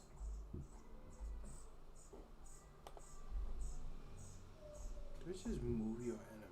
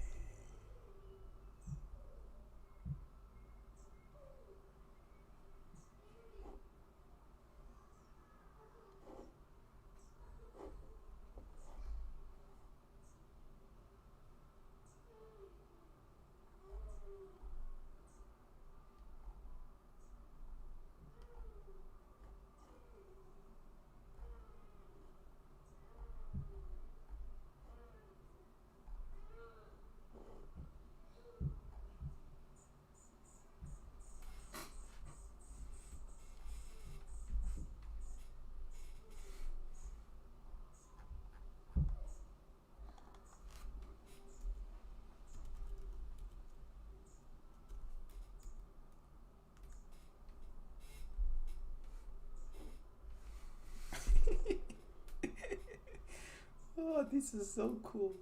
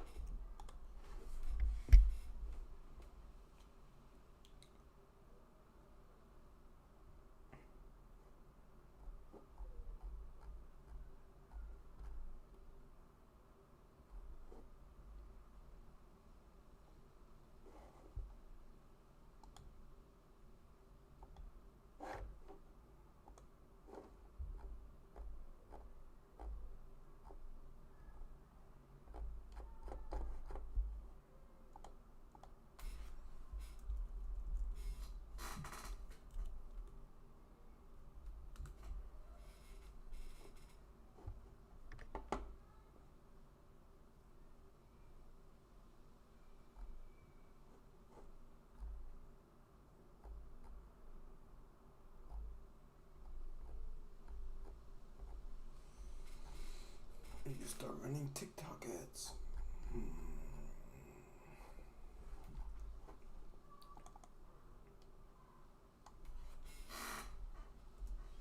What else out there? Anime, Renaissance, movies, anime painting, movies.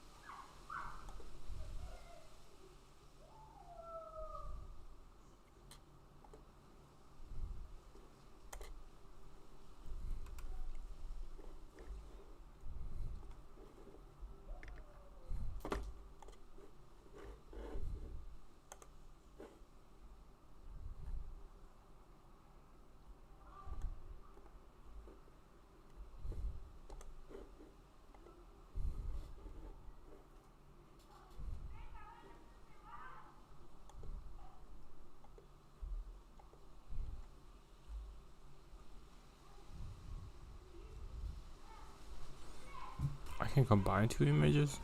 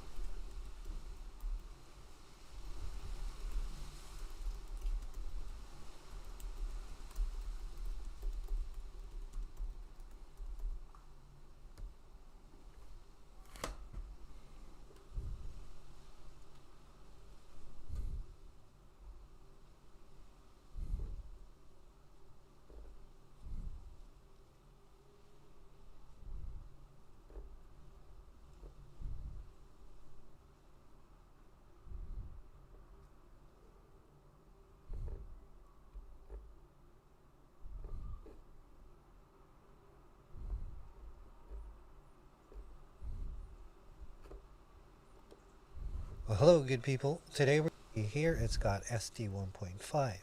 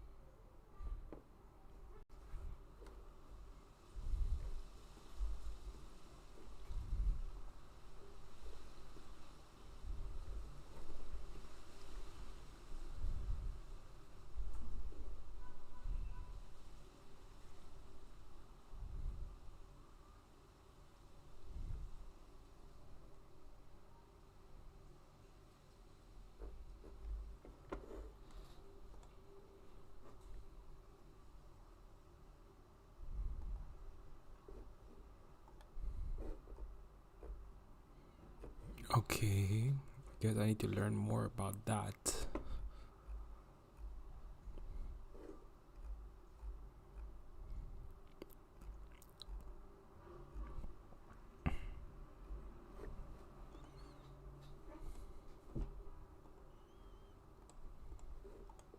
Now, how you can find that information is if you go on the drop down here and you select a custom model, for example, and you want to use one of the platform models. Let's say I wanted to use RPG here. You can see under base model version 1.5. So I've got a pretty simple prompt here that I'll leave in the description below and also pop it on the screen. I'm going to leave the default settings. The scheduler is at Euler discrete. Guidance scale at 7, step count at 30. The other important thing is that whatever image you're using as a reference image, you need to use the same dimensions. Otherwise, it's going to look stretched. And that's pretty much it. You click on 30. The other important thing is that whatever image you're using as a reference image, you need to use the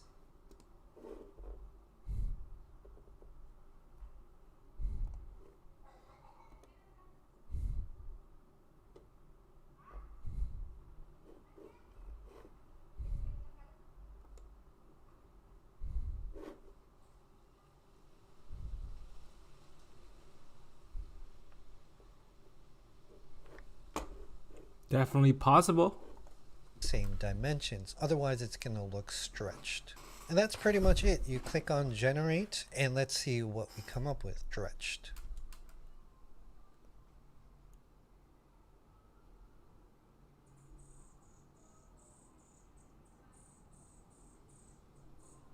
And that's pretty much it. You click on generate and let's see what we come up with. Let's take a look at the rendered results. So we see this first one here. It's almost got the pose right, but the head's looking the other way and the arm's not really leaning in here. This one's a lot closer, but we've got 2 arms growing there. Could definitely fix that in post. This one's a little better. Some janky hands though.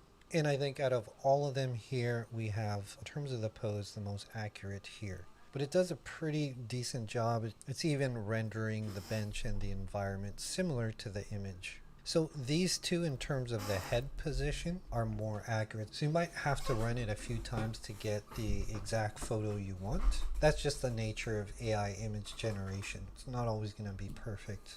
Here's a previous generation that came out really well. Now I want you to pay attention to this, and this is the next thing I want to talk about too. The face doesn't look that great, and you see this weird kind of figure here. After upscaling though, you see that image is now transformed and a whole lot better. The hands look amazing, even the feet, well, except for this one. And that weird little figure now became a cat, which I quite like actually. So I upscaled this again, and you see we have a different variation. Better feet, the hands are okay, but a different cat too. One of the things I want to point out is that if your image doesn't look that great when you first generate it, chances are after you upscale it, it's going to look a lot better. Now regarding the pose, it's pretty close to the reference image. And one of the things I liked is I didn't even identify what she was sitting on, and it gave her sort of like this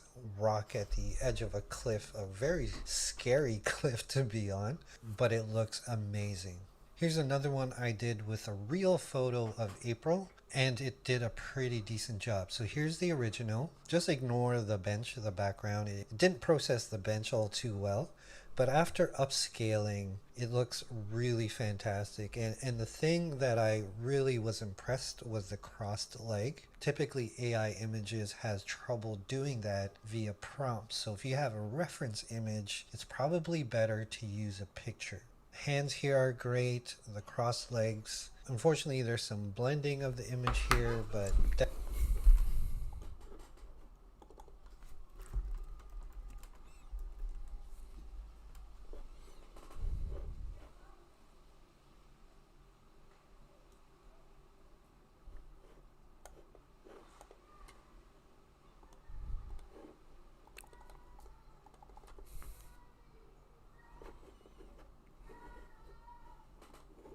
definitely workable.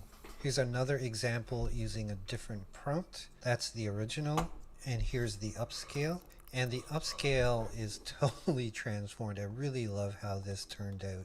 Let's move on to the trained models. So after a few tests, I had the suspicion that the training in Leonardo AI for people isn't really fine-tuned for that. And I have confirmed that that is the case to a point. It's not really made for real photos or people avatars. However, with the upscaling, you can get better results. If we look at the generated images using the trained model that I first did, here's the original. It doesn't look bad, but we need some work on the face. After the upscaling, you see that it smoothens out, makes it a little bit more realistic, but the eyes still could use some work. Here's another image that was rendered with the trained model that I used, and here's the upscaled version. So it looks much better, and I don't know why it didn't dawn on me to upscale the images at the time. I'm used to having the options to upscale or do face restoration separately.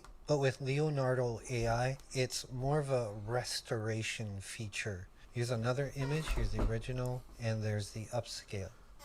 However, at least at the time of recording today, some more too, but over better, but the mouth and teeth are worse. And then it looks like Pro generated some images locally and used those for training. And in terms of results, I find that before upscaling, it worked a lot better.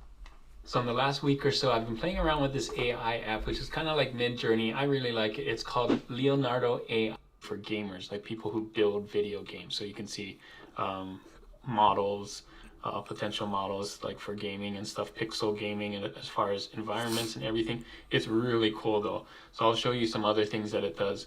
But just sign up here. You'll get an email, and then you'll be able to log in. You can see I'm already logged in, so I have to do it in incognito. But once you're logged in, you're gonna be able to launch the app, and it's not gonna be in a Discord. Let me show you what it looks like. I think the way they have it set up is really cool. So a lot of the popular AI text-to-image ones like Midjourney have a Discord. So you can see this is Midjourney right here. This is another one called Blue Willow. They also have a Discord where you type in like image prompt and so on. And Leonardo AI does have that, but you don't use this to do your stuff. So Leonardo AI has its own site. So this is it. This is what I really like about, one of the things that I really like about Leonardo AI is you don't have to be in the Discord and scroll through all those things. You have your own personal one right here. And let me go on this left-hand navigation bar and kind of tell you each one what it does. So first, of course, the title here. This one is 150 credits. You get 150 credits every time, every day. It refreshes every day.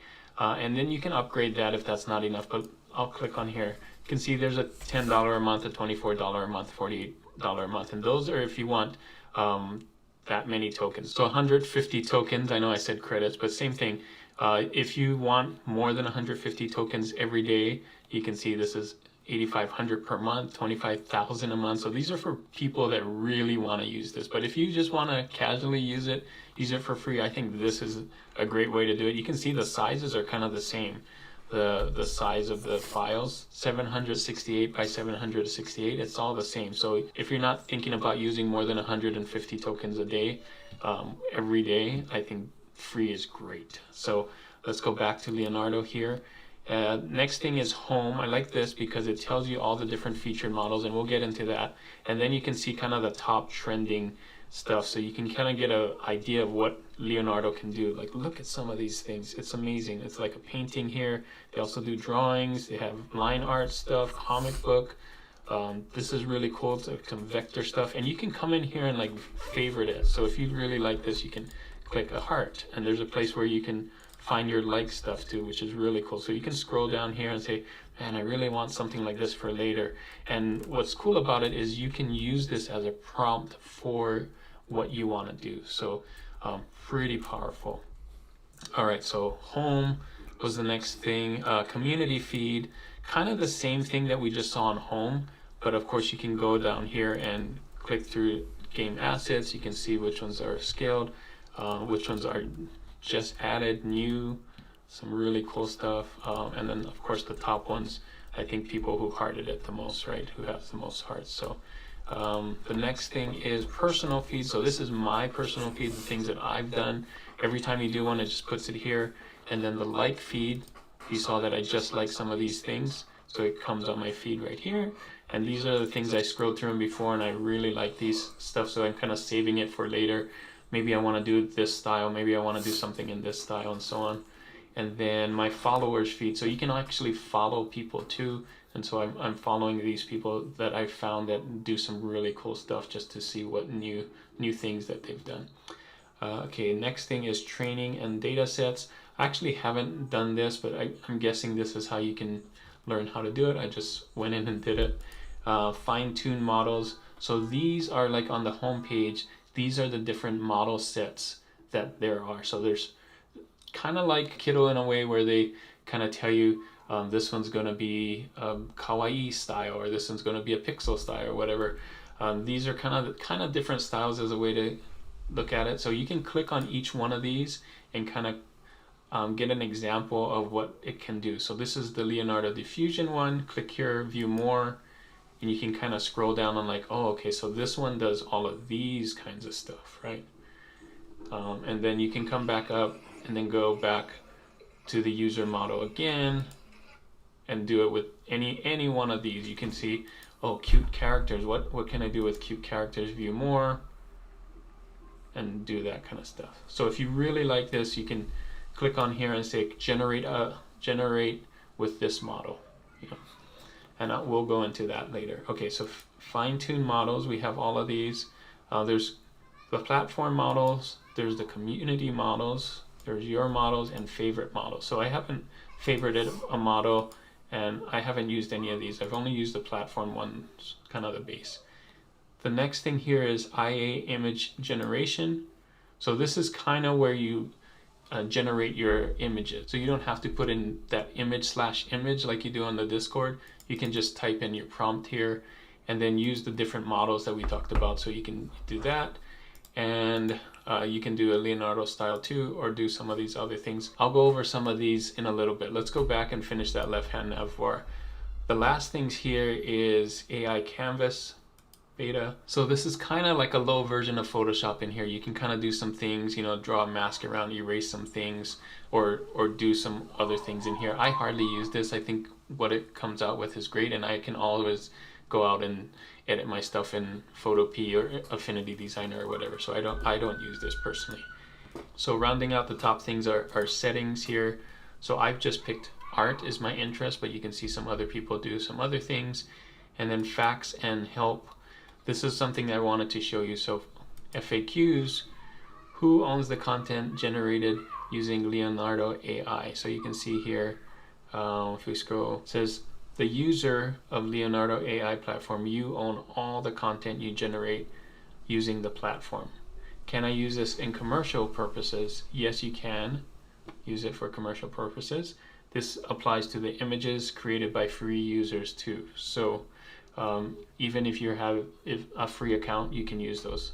So that's it. So obviously you can use this for commercial. The only thing is we saw that it was just a little smaller. So let me do one so you can see how this works. So there's a couple of ways that I like doing it. First, I can just come in here and use image generation tool and just type in things that I want.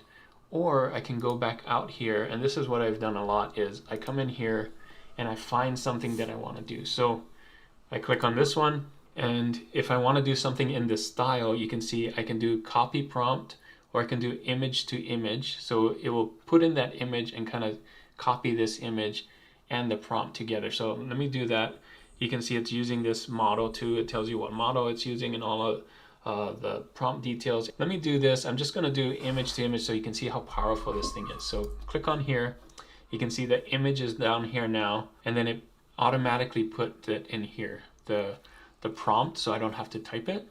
Now I can come in and change it. So you can see this is a cat playing a guitar, or a tiger playing a guitar. So I can change this from baby tiger to, let's say, rabbit, or maybe a cat, or dog. Let's do dog. Dog playing electric guitar. Okay, so I can generate up to 4 images here. I'm just going to do one so you can see it, but I could click 4 and generate 4. And then you can see the size of it is 1024. So I'm going to click on 1024 here. And then I could do tiling, but that's more for like patterns, and we can get into patterns. And let's see. I'm not going to go over all of this, but this is really basic. I'm just going to hit generate, and you can see within 20 seconds, it's going to generate something that hopefully looks like this, but now it's a dog, right? And it should be this style because I'm using this image to kind of prompt it what to draw. And I have all the things on here. So let's see what it comes up with. Yeah. So you can see here how it looks almost exactly the same as this, right? So if I take out this image, let's do that, and then try it again, let's see what happens. So this time it doesn't have the image to go off of, it only has the prompt. So let's see if it does something a little different. Sometimes it gets really different, and we'll see. Yeah, so now you can see it's facing a different way. There's using different colors and stuff. It doesn't have the image to go off of, so it has something totally different. So really fun, and you can change this to a vector. So let me show you some of the things that I've saved now. Now that you can see how I do it, I'm going to talk to you about some of the things that I think you can use this for in print on demand. So I'm going to go back and show you my personal feed, things that I've generated. You can see once you've generated it, it puts it in kind of